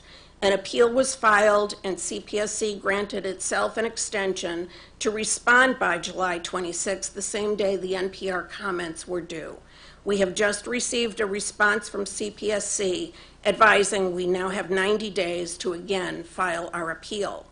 As a whole, PTI has essentially been denied access to relevant information and been denied an extension to comment on the NPR, despite the staff and commissioners agreeing that additional data needs to be obtained. We reserve the right to amend our comments once the FOIA materials are reviewed and the special studies are provided to us. PTI's written comments provide extensive information on the proposed rule being a design standard rather than a performance standard. While the rulemaking suggests alternative technologies could be developed, Cpsc has acknowledged, given the extensive number and reach of the SawStop patents, we do not know how and to what extent the SawStop patents may impact companies who attempt to introduce alternative Ames technologies. Nor do we know when the other SawStop patents expire or whether SawStop will file additional patents. In its most basic form, the patent web includes detecting a dangerous condition and retracting the cutting tools. These would appear to be essential elements of active injury mitigation. Mr. Gass has represented that SawStop's patent web would be infringed by any alternative flesh detection technology and has demonstrated he plans to defend his patent portfolio. Any commitment Mr. Gass has made to the Commission regarding his willingness to license is in no way binding and is further called into question with the recent sale of SawStop and SD3 to TTS. If Cpsc acknowledges the complexity of the patent web, which it has, then it follows that the proposed rule is a design standard and there may be no way to comply without a license and there may be no way to obtain a license. PTI's written comments provide detailed information regarding its participation in the voluntary standards process.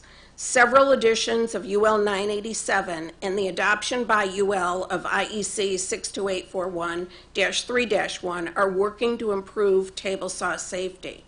PTI conducted 2 surveys on table saws with the new modular guards, and they show that operator blade contact injuries are approximately 3 to 4 times less likely compared to traditional guarding systems. On average, less than 1% of all cuts require partial or complete removal of blade guarding systems, and less than 5% of reported accidents occur on cuts where guarding has to be removed. The table saw blade guard survey, recently completed by Cpsc to determine modular guard use and preferences, concluded that 71% of users preferred the modular blade guard compared to the traditional blade guard system, or no guard at all, with 83% reporting that the modular blade guard prevents hazards associated with operating a table saw to a moderate to large extent. While the briefing package acknowledges that the modular guarding systems are a significant improvement over traditional guards, the positive findings of this study are largely ignored in the NPR. I apologize. The 10 minutes has expired. Okay, I was at the conclusion. Thank you. Mr. Glavich. Acting Chair Burkle and Commissioners, thank you for the opportunity to testify at today's hearing. My name is Eric Glavich.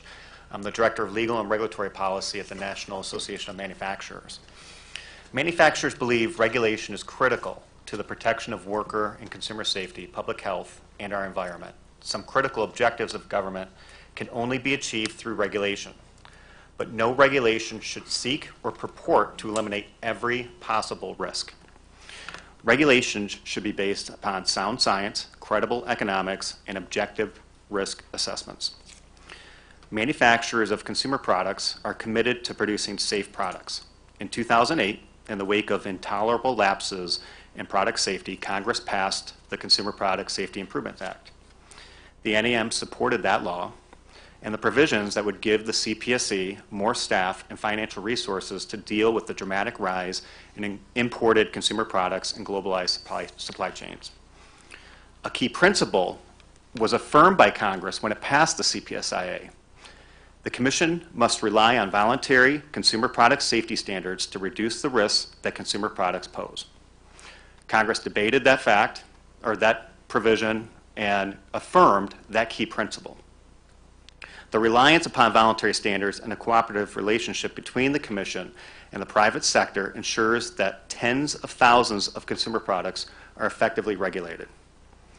Manufacturers of consumer products, their suppliers, retailers, and other key stakeholders support effective regulation and oversight by the Cpsc because it complements a shared commitment to safety and excellence in products used by American consumers.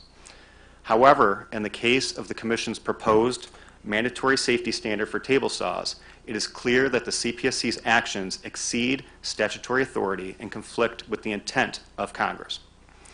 The CPSA clearly establishes that a mandatory standard must be, quote, reasonably necessary to eliminate or reduce an unreasonable risk of injury associated with such product, end quote. The law dictates that mandatory standards can be considered only when absolutely necessary and appropriate, and when such regulatory action would not impose an undue burden on manufacturers, retailers, and consumers. Last month, the NAM and 38 other associations submitted group comments in response to the notice of proposed rulemaking. We urged the Commission to withdraw the proposed rule in its entirety.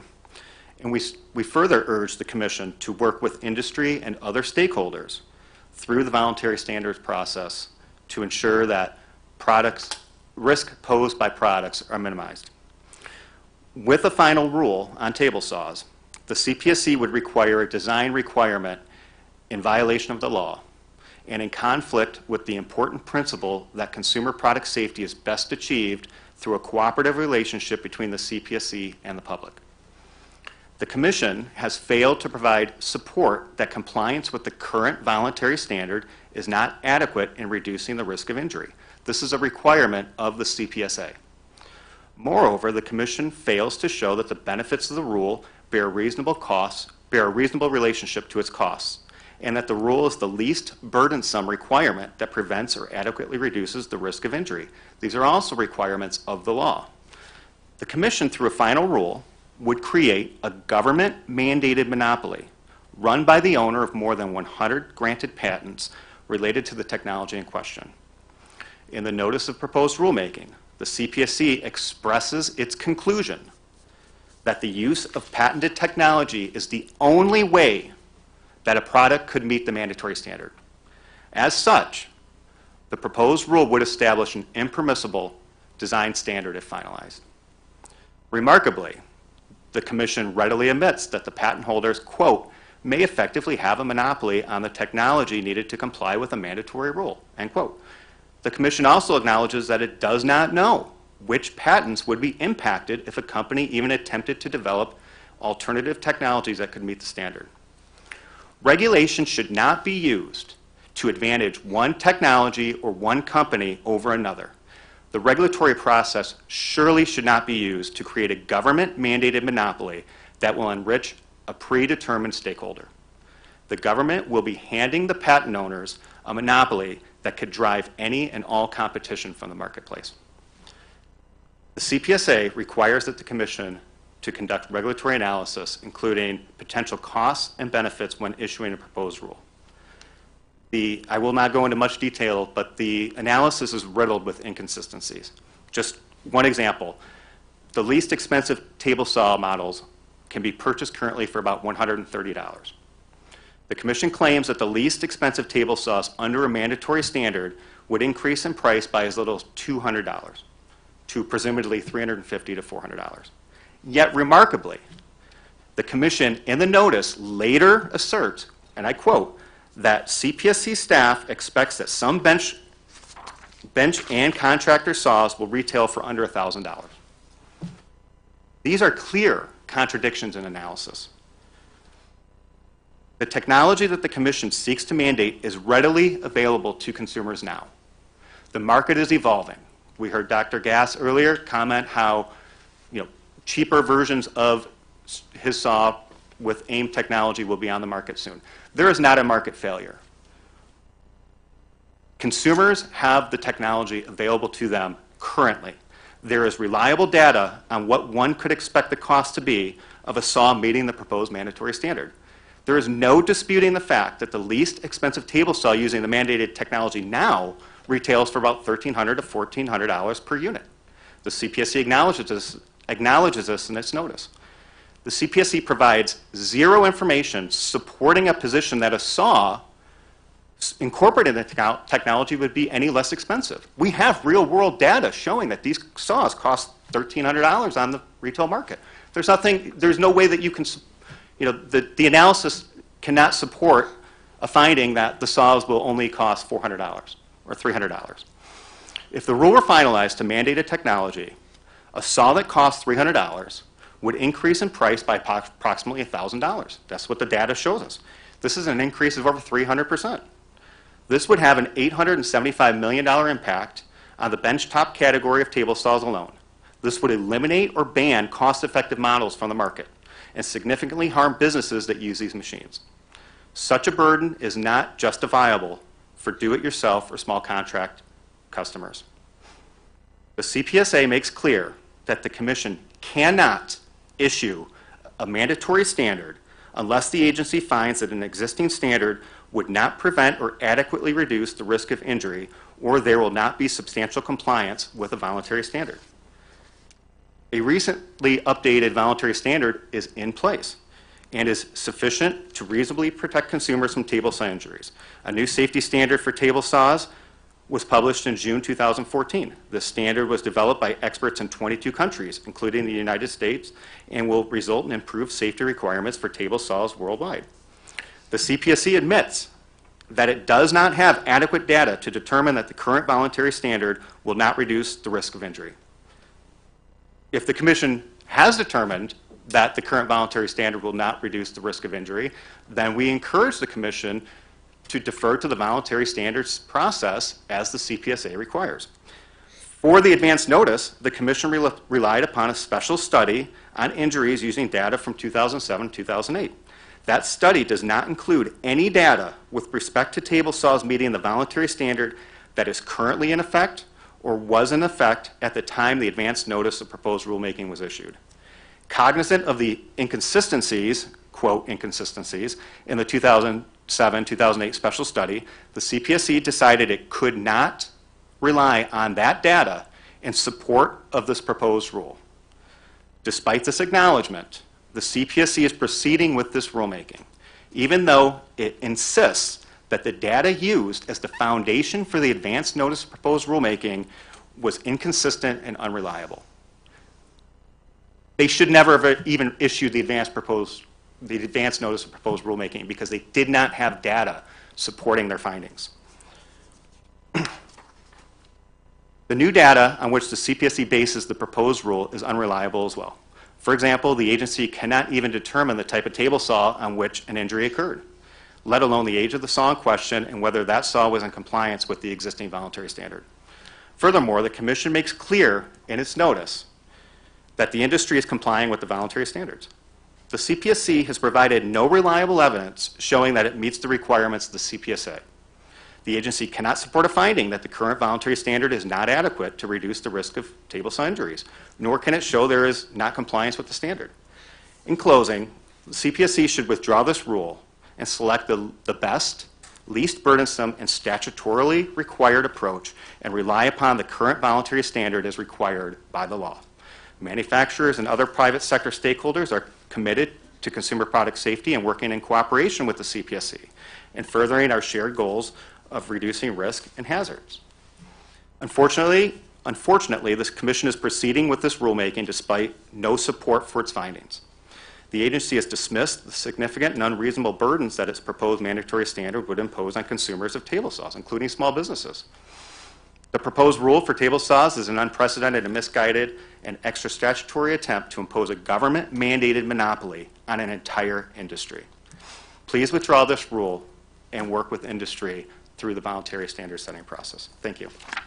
Thank you very much, Mr. Glavich. We will now begin our rounds of questions, and I'll begin the questioning, and I would ask Ms. Young if there's anything, since I didn't allow you to finish in your conclusion, if you wanted to sum up at all. Your microphone. Sorry. Thanks. We were just going to summarize by pointing out the things that the Commission has pointed out in the rulemaking as being problems. Increase in table saw costs, manufacturers exiting the marketplace, the impact in cost on consumers and users. And we would suggest that there are so many problems in addition to the monopoly that the rule is not ready to be advanced in its current form. Thank you very much. Ms. Greenberg, in your testimony, you repeat on a number of occasions that the technology is readily available, that it's affordable, and that this technology exists and we should move forward. My question is with regards to the Bosch situation. That was a very different technology, but Bosch couldn't go forward. So there seems to be, in the first panel, it was clear to all of us that there are some obstacles here that we have to figure out a way around or over. I'd like you to comment on what you heard from the first panel and the testimony you heard from UL, Mr. Harkreiter, and along with the Bosch situation. How do we go from this point forward, given all of the obstacles that have been identified so far? Well, let's start with the idea that this technology was presented to industry in 2003, which Dr. Gass talked about. He named a figure of 8% licensing fee. He noted on numerous occasions that the fee for the patent, we live in a world of patents. Every one of the companies that we're talking about today has patents. They enforce their patents. They sue if inventors or companies infringe on those patents. So there was ample opportunity during that period to license it and move forward. Apparently, it wasn't about the licensing cost. There were other issues. I think Dr. Gass pointed out some really interesting experiences that he had. They wanted to make a certain kind of saw. He couldn't live with that. He has a company. He's producing saws himself, so he's not going to put himself out of business. So there's that option. And then the industry, PTI has said they were going to come out with their own technology. They have patents on a series of versions of AIM technology. Where is it? How come we never saw that introduced into the marketplace? Is it that they can't do it or they don't want to do it? That safety is not something that they support, even though they make comments to the contrary. I'll leave it at that. Thank you. Well, I think that there has been difficulty in knowing what technology exists because Dr. Gass will not, at least in a list, present his patents that are essential to this rulemaking. And so it's hard for a company, and I'll give Mr. La Liberté an opportunity to comment. So it's hard or difficult for a company who may have the technology. They find themselves in litigation because there's just so much uncertainty as to what Dr. Gass considers parts of his essential patents. And I apologize. I'll let you comment in the second round. I'd like Mr. La Liberté to comment on that as well. Could you be specific about exactly? I'd like to hear your experience, and if you agree with Ms. Greenberg's assessment of the situation with regards to other technologies and the ability to bring them to market. Okay, thank you. As far as the patents that the Power Tool Institute joint venture holds, those are being exercised in the design of the REX table saw, and that was on the market for several months. The challenge is a daunting one to work around the patent issues. During our development, we had regular contact with our patent law team and continued to evolve the design to try to draw as bright a line as we could between our technology and the technology that is patented by SD3. Thank you. My time is running out. Commissioner Adler. Thank you, Madam Chairman. Ms. Greenberg, just to make the record complete, I'm going to ask you a question. Has NCL or have you personally received any funding from Dr. Gass or SawStop for any of your activities at all, and in particular associated with table saws? No, we have not. As a matter of fact, we underwrote the cost of Josh Ward's trip here because we thought it was so important that the Commission hear from an actual victim of a table saw accident. And I just want to repeat the Chairman's observation, Josh. You not only look different, you look terrific. And so thank you for coming, and thank you for spending the time with us. I really appreciate it. Mr. La Liberté, you said two things that really got me, my head spinning. You said, first of all, based on the current proposed standard, people could circumvent that, and it would not necessarily reduce injury severity, and it would permit saws that meet the current voluntary standard to remain on the market. Now, we've got some engineers sitting in the back of the room who might dispute that, but do I understand you to say it's not that you think AIM technology is bad, it's just that CPSC's tests could be circumvented? Is that the proposition you're advancing? Yes, sir. The way I read the rule is that the test probe must be advanced towards the blade with a radial velocity of 1.0 meters per second and limit the depth of cut to 3.5 millimeters or less. If I'm taking that quite literally and I set up a test fixture that just advances the test probe in a linear way or radial way towards the blade, if this is the blade and this is my table. I'm going to interrupt you Sorry. for 1 second. I apologize. You've given a really terrific diagram of how you think it could be circumvented, and so that's something I will commend to our staff's attention. I appreciate your bringing it to us. I wanted to ask you about your notion with respect to the modular blade guards, because you say that you believe the modular blade guards provide a, quote, reasonably safe table saw. I think our staff would dispute that. The voluntary standard with the new modular blade guards has been in effect for 7 years. The staff looked at injuries, our epidemiologists, and they said they could find no discernible change in the number of blade contact injuries. Do you dispute the staff's assertion?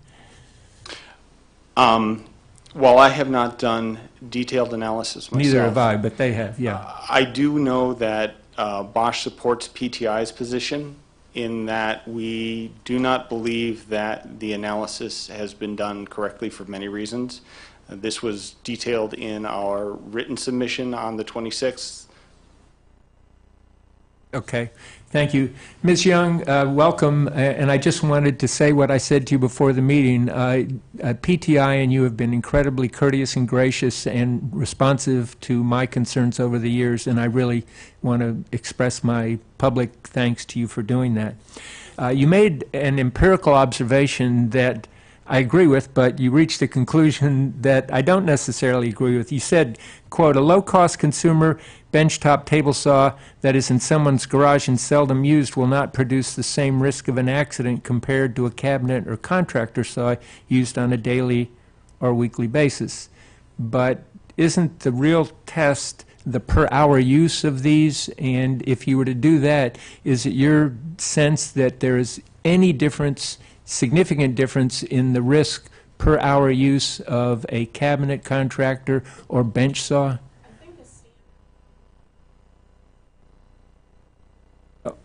I remember that. I think a standard hazard analysis is based on exposure as one of the factors.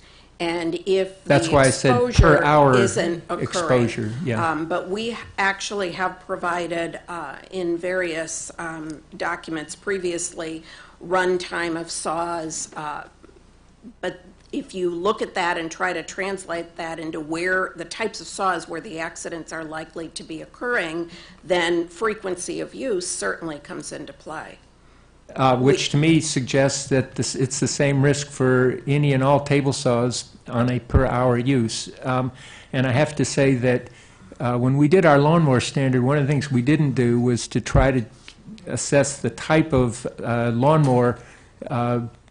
We did an aggregate analysis for electric lawnmowers and gas-powered lawnmowers, and it seems to me that that would be a more appropriate analysis. It's in the aggregate, but I certainly understand your concerns, and my time has expired. Thank you. Thank you, Commissioner Robinson. Thank you. Let me start, Ms. Greenberg and Mr. Ward, by thanking you so much for your incredible effort on this issue. And as you've heard today, it's very complex. The injuries, as I've said before, are absolutely horrendous. There are way too many of them. And I agree with you, Mr. Ward, that the risks are not obvious. And there's no question that the AIM technology could prevent most, if not all, of these injuries. And I have worked very, very hard for the 4 years I've been a commissioner to always put the consumer first. But when you're in a regulator position, it's much more complex than that. And I am not in any of my questions or statements today making any comment on anybody's position with respect to the contentious litigation or negotiations that have gone on, nor am I making any comment on whether the 8% of the total SAW is reasonable or not. All I know is that it comes from one party, and that's not the way courts work. What we need to do as a regulator, however, it doesn't stop with what I just said. We have to pass a regulation that will withstand a court challenge. And we just had an experience that was gut-wrenching for many of us with respect to rare earth magnets that were causing such horrific injuries in small children. And we passed a regulation, and it did not withstand court challenge. So for us to pass something that is not going to stand up in court isn't going to do anybody any good. So we're working very hard. I'm working very hard, I assure you, to find a path forward. What we have before us, however, is a policy that has never been before this commission before. It's brand new, and what we're being asked to do is something that the Voluntary Standards Committee is not willing to do, and that is pass a standard that has a requirement without an essential patent holder listing the patents and making an agreement to enter into a FRAND. And so that's where I'm stuck right now.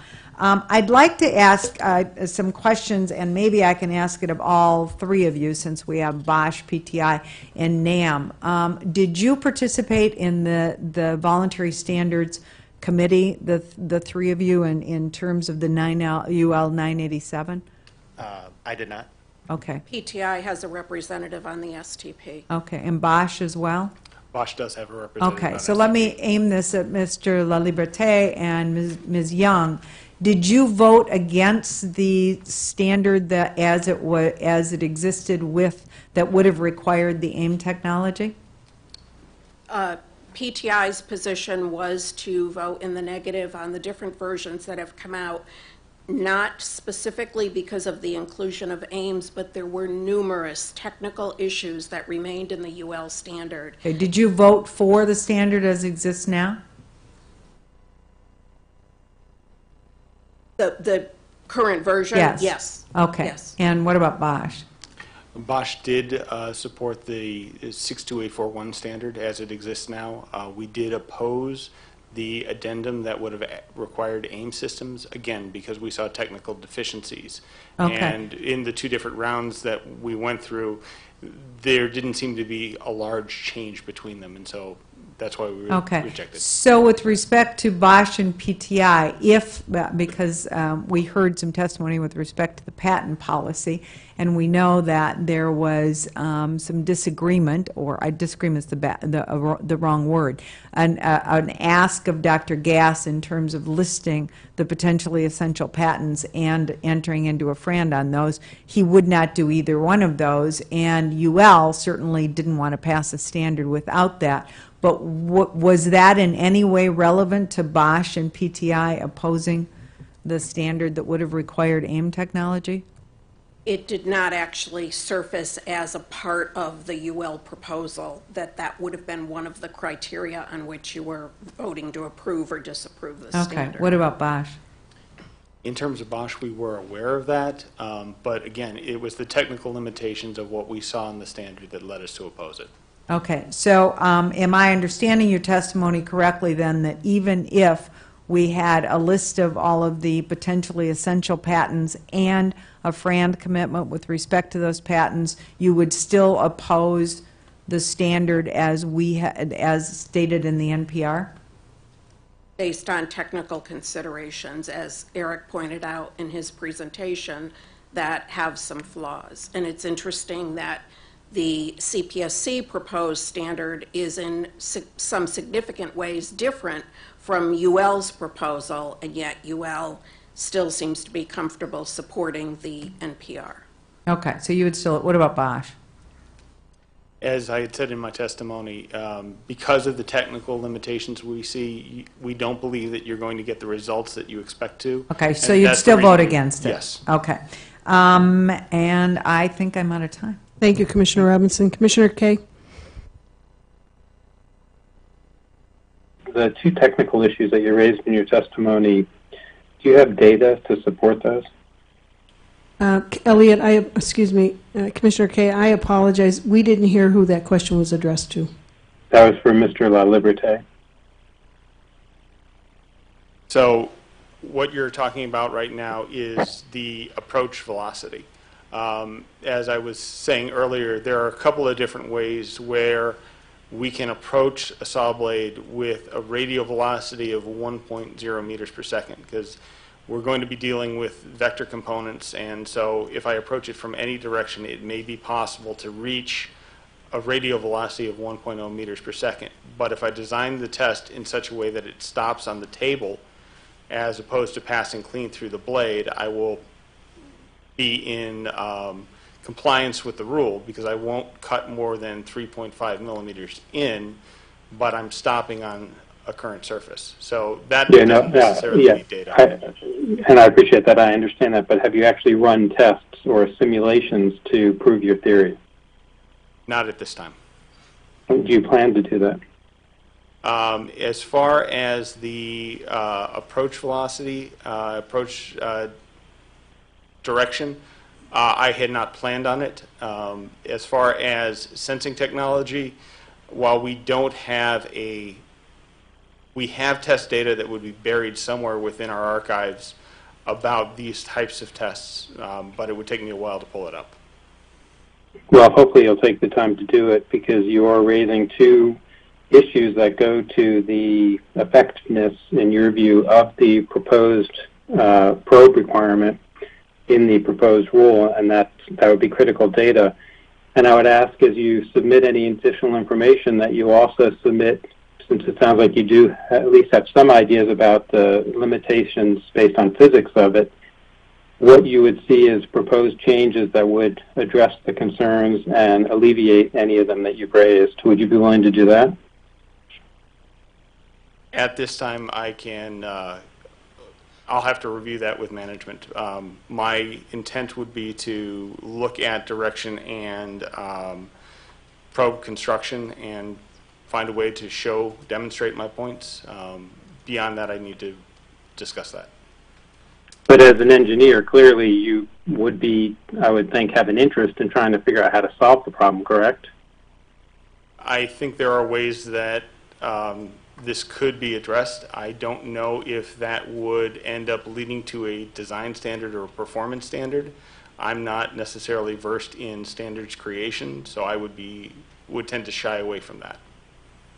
Okay, but it sounds like as an engineer you could at least come up with the concepts to try to address those concerns, and let somebody else figure out whether that gets categorized as a design or a performance standard, correct? I think engineers can do this, yes. Okay, so hopefully Bosch would be willing to do that. And I do want to thank Bosch. Certainly you put in a ton of resources to try to address this problem, and that has not gone unnoticed.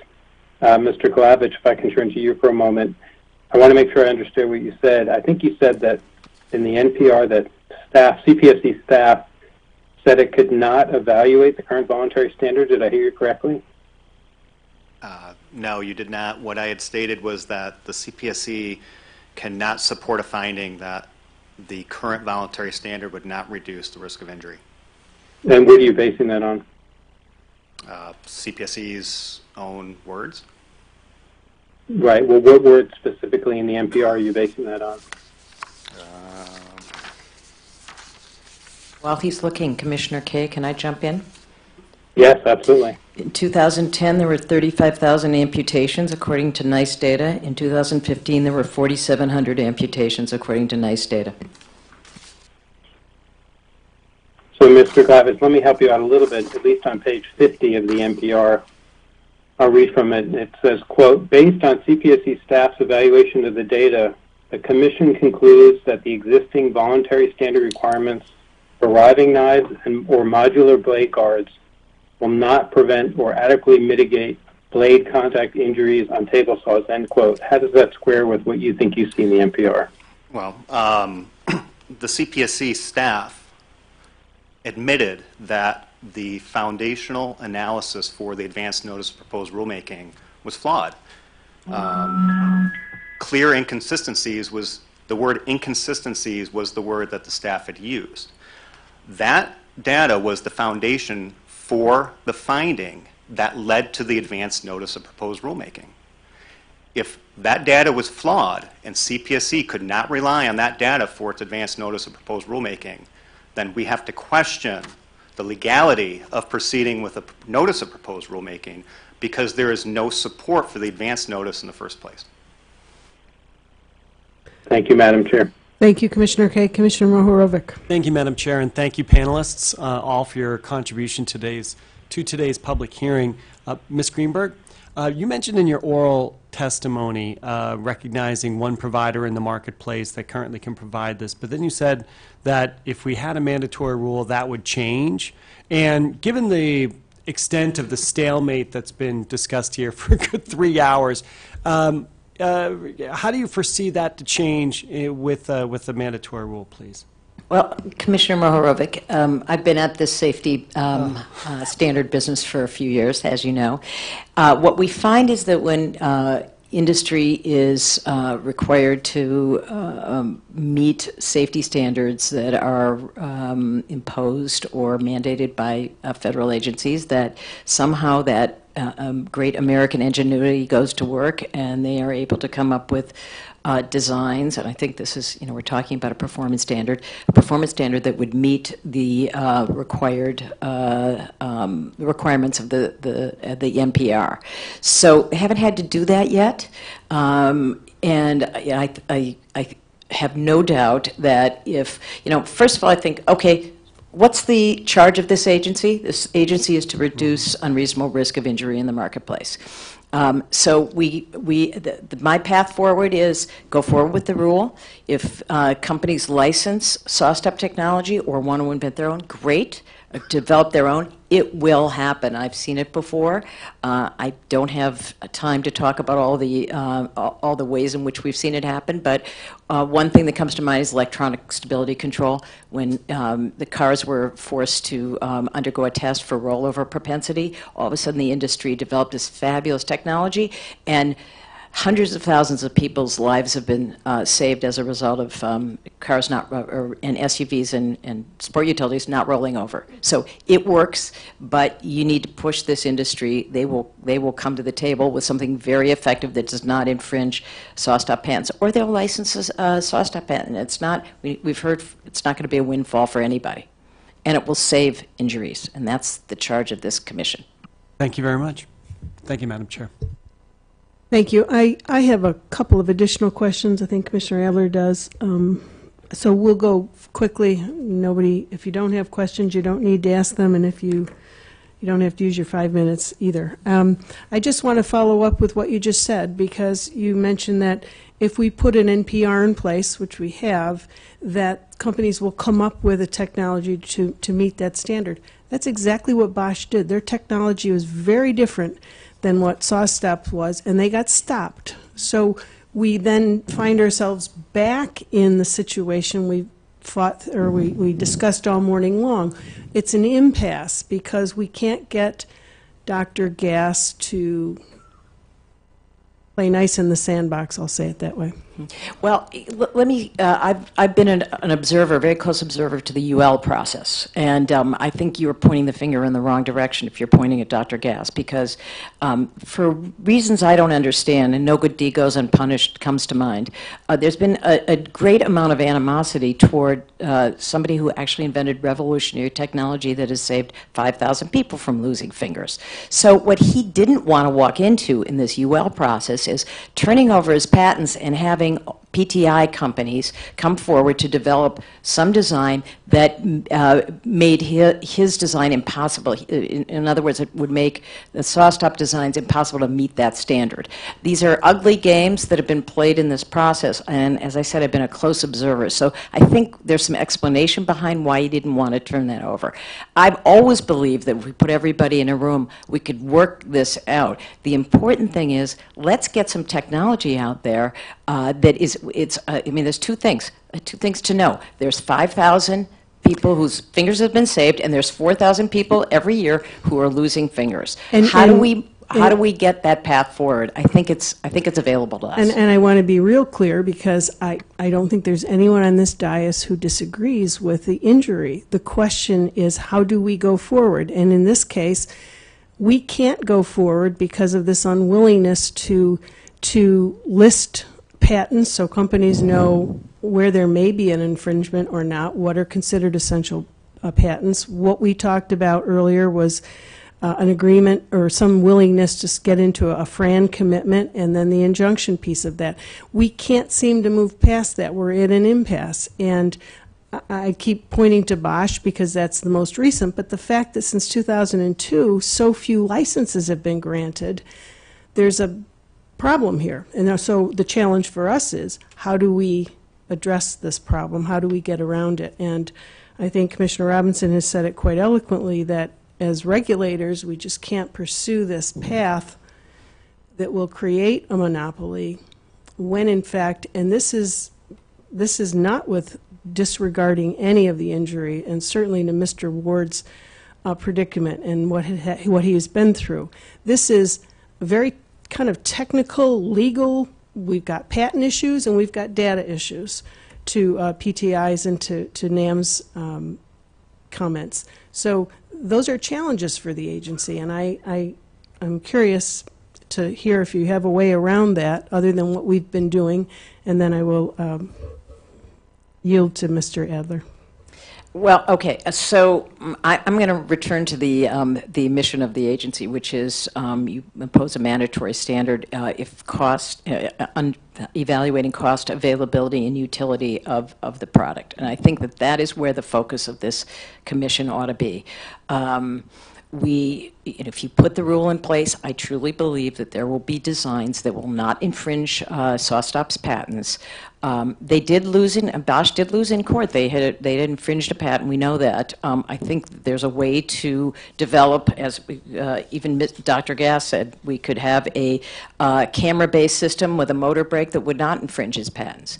We have to also acknowledge that the industry has many patents of their own for AIM technology. What are they doing with those? Are they going to develop those? Do they want to bring those to the market? I think maybe if we dig a little deeper, we'll find out where they are. There has to be a middle place, because what we need to do is implement effective technology that is preventing injuries today in the marketplace. So we do. I would not disagree with regards to the effective technology that Dr. Gass, and certainly I think all of us would commend him for his ingenuity and for his all of the efforts put towards that technology.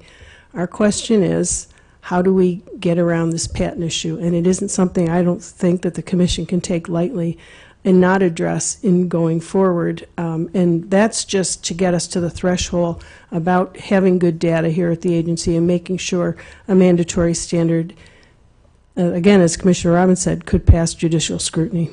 Commissioner Adler? Thank you very much, Madam Chairman. As reluctant as I am to disagree with you, I would disagree that we can't go forward without a listing or resolution of the patent issue.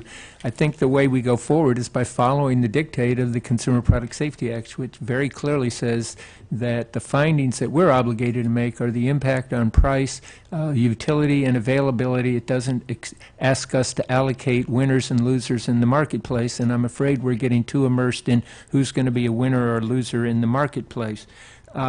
What I would like to do, Mr. La Liberté, is go back to a point you made, and that is, it's a technical one, but it's an important one.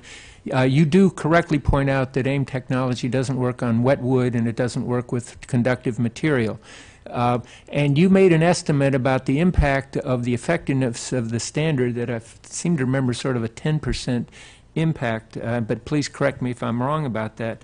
I did want to point out that SawStop has a bypass mode for wet wood and conductive material, and what's interesting about their technology is the minute you restart it, the safety feature kicks back on. And so we had a study done by Graham and Chang in which they said their best estimate would be that a failure rate of only about 2% due to the Ames system being deactivated. That doesn't mean 2% of injuries. It just means 2% fewer uses of the Ames technology. So I guess my question goes back to a question that Commissioner Kay was asking. Do you have a study that disputes this? Do you have any empirical data that would challenge what the staff has concluded? Commissioner Adler, the chart that I had shown during my testimony is drawn directly from data from REACT saws from real users.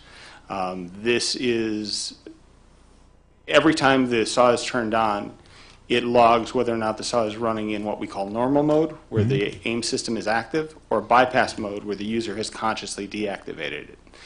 To prevent users from trying to play games, the bypass button has to be pushed down each and every time the motor is started. If they try to defeat the feature and turn the tool off while having taped down the button or done something else to jam that closed, the system will not restart the motor until that obstruction has been cleared. That's a good feature. So this data that we have is coming from the sample of users who we've had a chance to interact with since the products have been in the market. Just out of curiosity, what's the number of users? I don't remember off the top of my head, sir. Okay.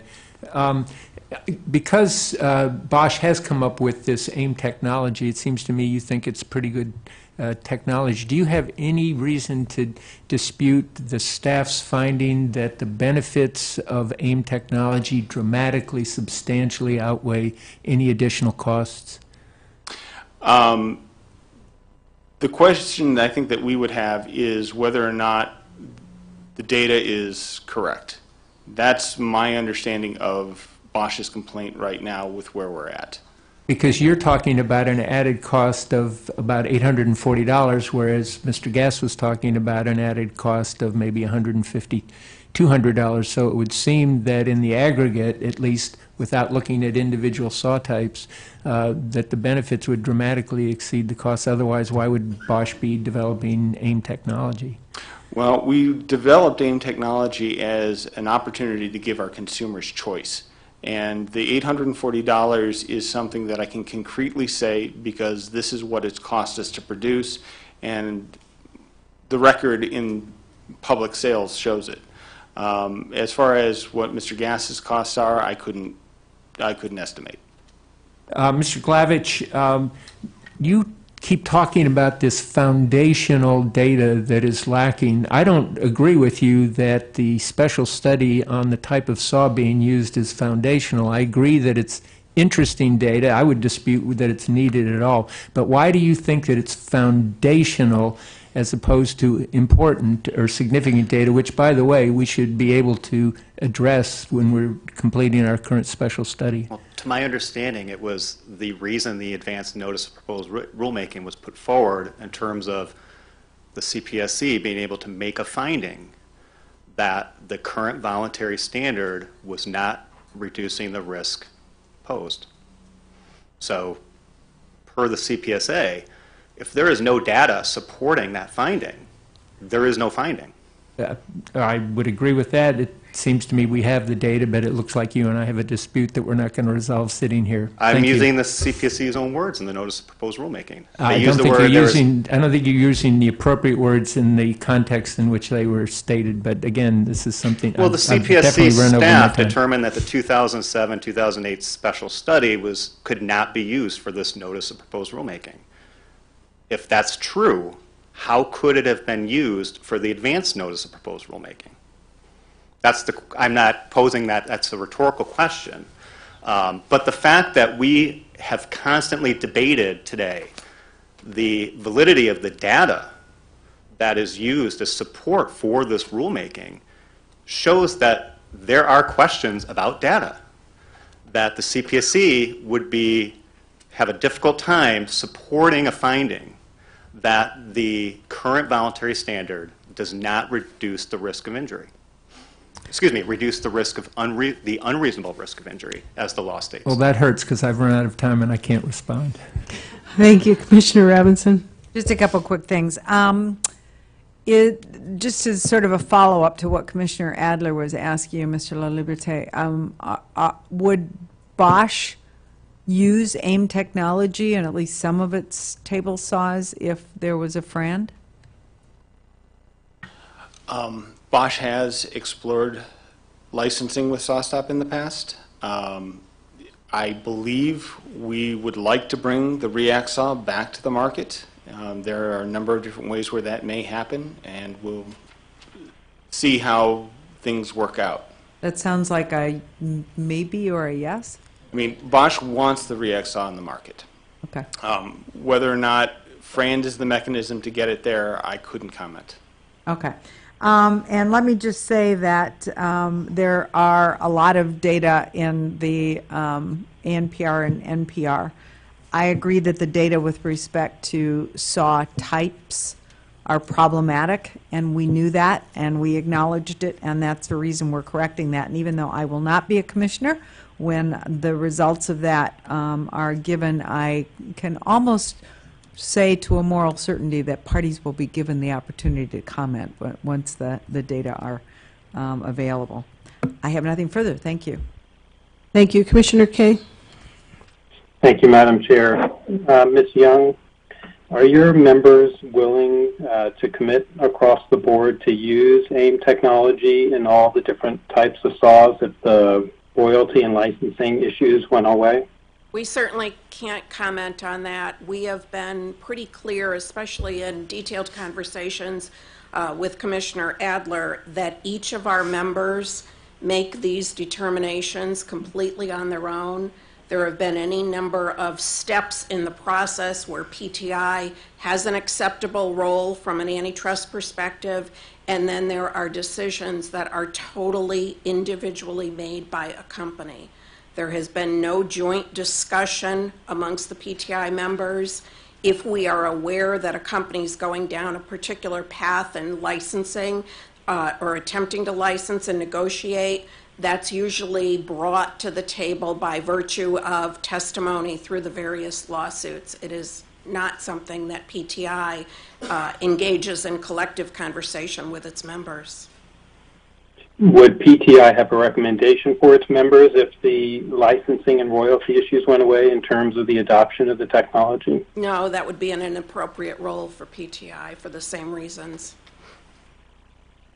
Okay, so PTI is comfortable opposing the NPR and taking one side of the issue on AIM technology, but not taking another side if the circumstances change? That's one way to characterize it. Would PTI play any role in the voluntary standards process if the licensing and royalty issues were off the table? PTI would continue to be a member of the STP and evaluate the proposals as they're put forward and vote based on the merits of those proposals. We should also maybe note that as the various UL proposals came forward, Dr. Gass himself voted negatively on one of the proposals for technical reasons. So there were problems in this entire process. Got it. Okay.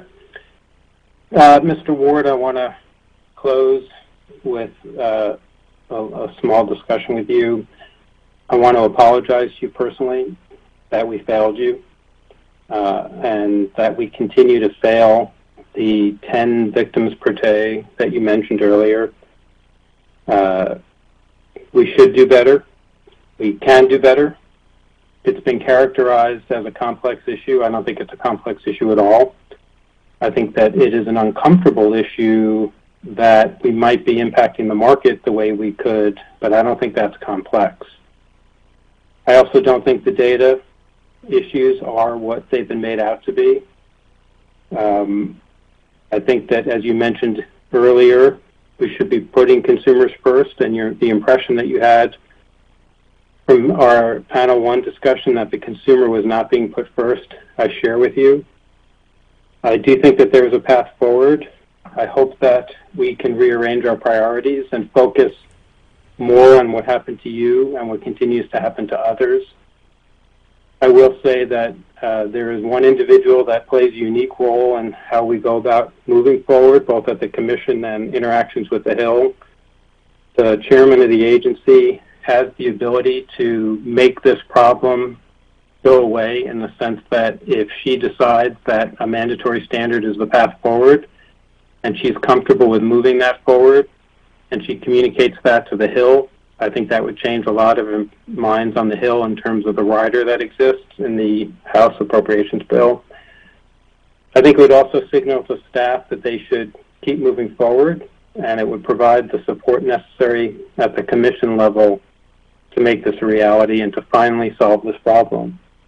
So in closing, I would just give you one last chance to say a final word to us, and especially the chairman, about how we should move forward. Thank you, Commissioner. Again, it's not just a monetary value, it's life-changing. I cannot go forward of what physical therapy and all these things I had to go through. The only thing I could pick up for months was a cotton ball. That's what you start with. You pick up a cotton ball. Then you'll go to a little, maybe you lead weight. You start. That's where you start from. Eventually you get to maybe a card or something a little more complex. And I know we're about running out of time, but it's more than that. It's someone's life, and I can't express that more. This whole money talk, the monetary value, money, save money here, save money there. We're talking about consumers' lives and how they're changing, and that's what I want to end on. We're talking about lives. We're not talking about money. We're talking about people's lives. Thank you. Thank you very much, Thank Mr. you. Ward. Commissioner Mohorovic? I think we agree that we will not have a third round of questions by the commissioners. So again, let me thank all of you for being here. Joshua, it was good to see you again, and thank you for your courage in coming forward as you have so eloquently, and thank you for being here. I want to acknowledge all of you for taking the time and express our appreciation to you for being here, for being a part of this rulemaking and certainly this public hearing. I also want to acknowledge for the record that we have received written comments from Dr. David Pittle, a former CPSC commissioner. He unfortunately could not attend today's hearing, but his comments, of course, will be made a part of the record. It's very important that this agency hears input from people like yourselves, and our mission of safety is far more effective and efficiently accomplished when we hear from you and we have these types of hearings. So thank you again for your participation. I also want to just acknowledge our staff who, as usual, has done a wonderful job in helping today go so flawlessly and smoothly. Our Executive Director, Patricia Adkins, Patty Politzer from the Office of General Counsel in place of Mary Boyle for today. All of the commissioners and their staff. Our staff always works hard to make these hearings work so well in preparation, in preparing us. The Office of the Secretary, thank you for keeping time today, for being here, and for all of your fine work. And to our stenographer, thank you. Mr. McGugan, who allowed Commissioner Kay to participate and facilitate all of that, thank you for your help as well. This concludes the public hearing of the Consumer Product Safety Commission. Thank you very much.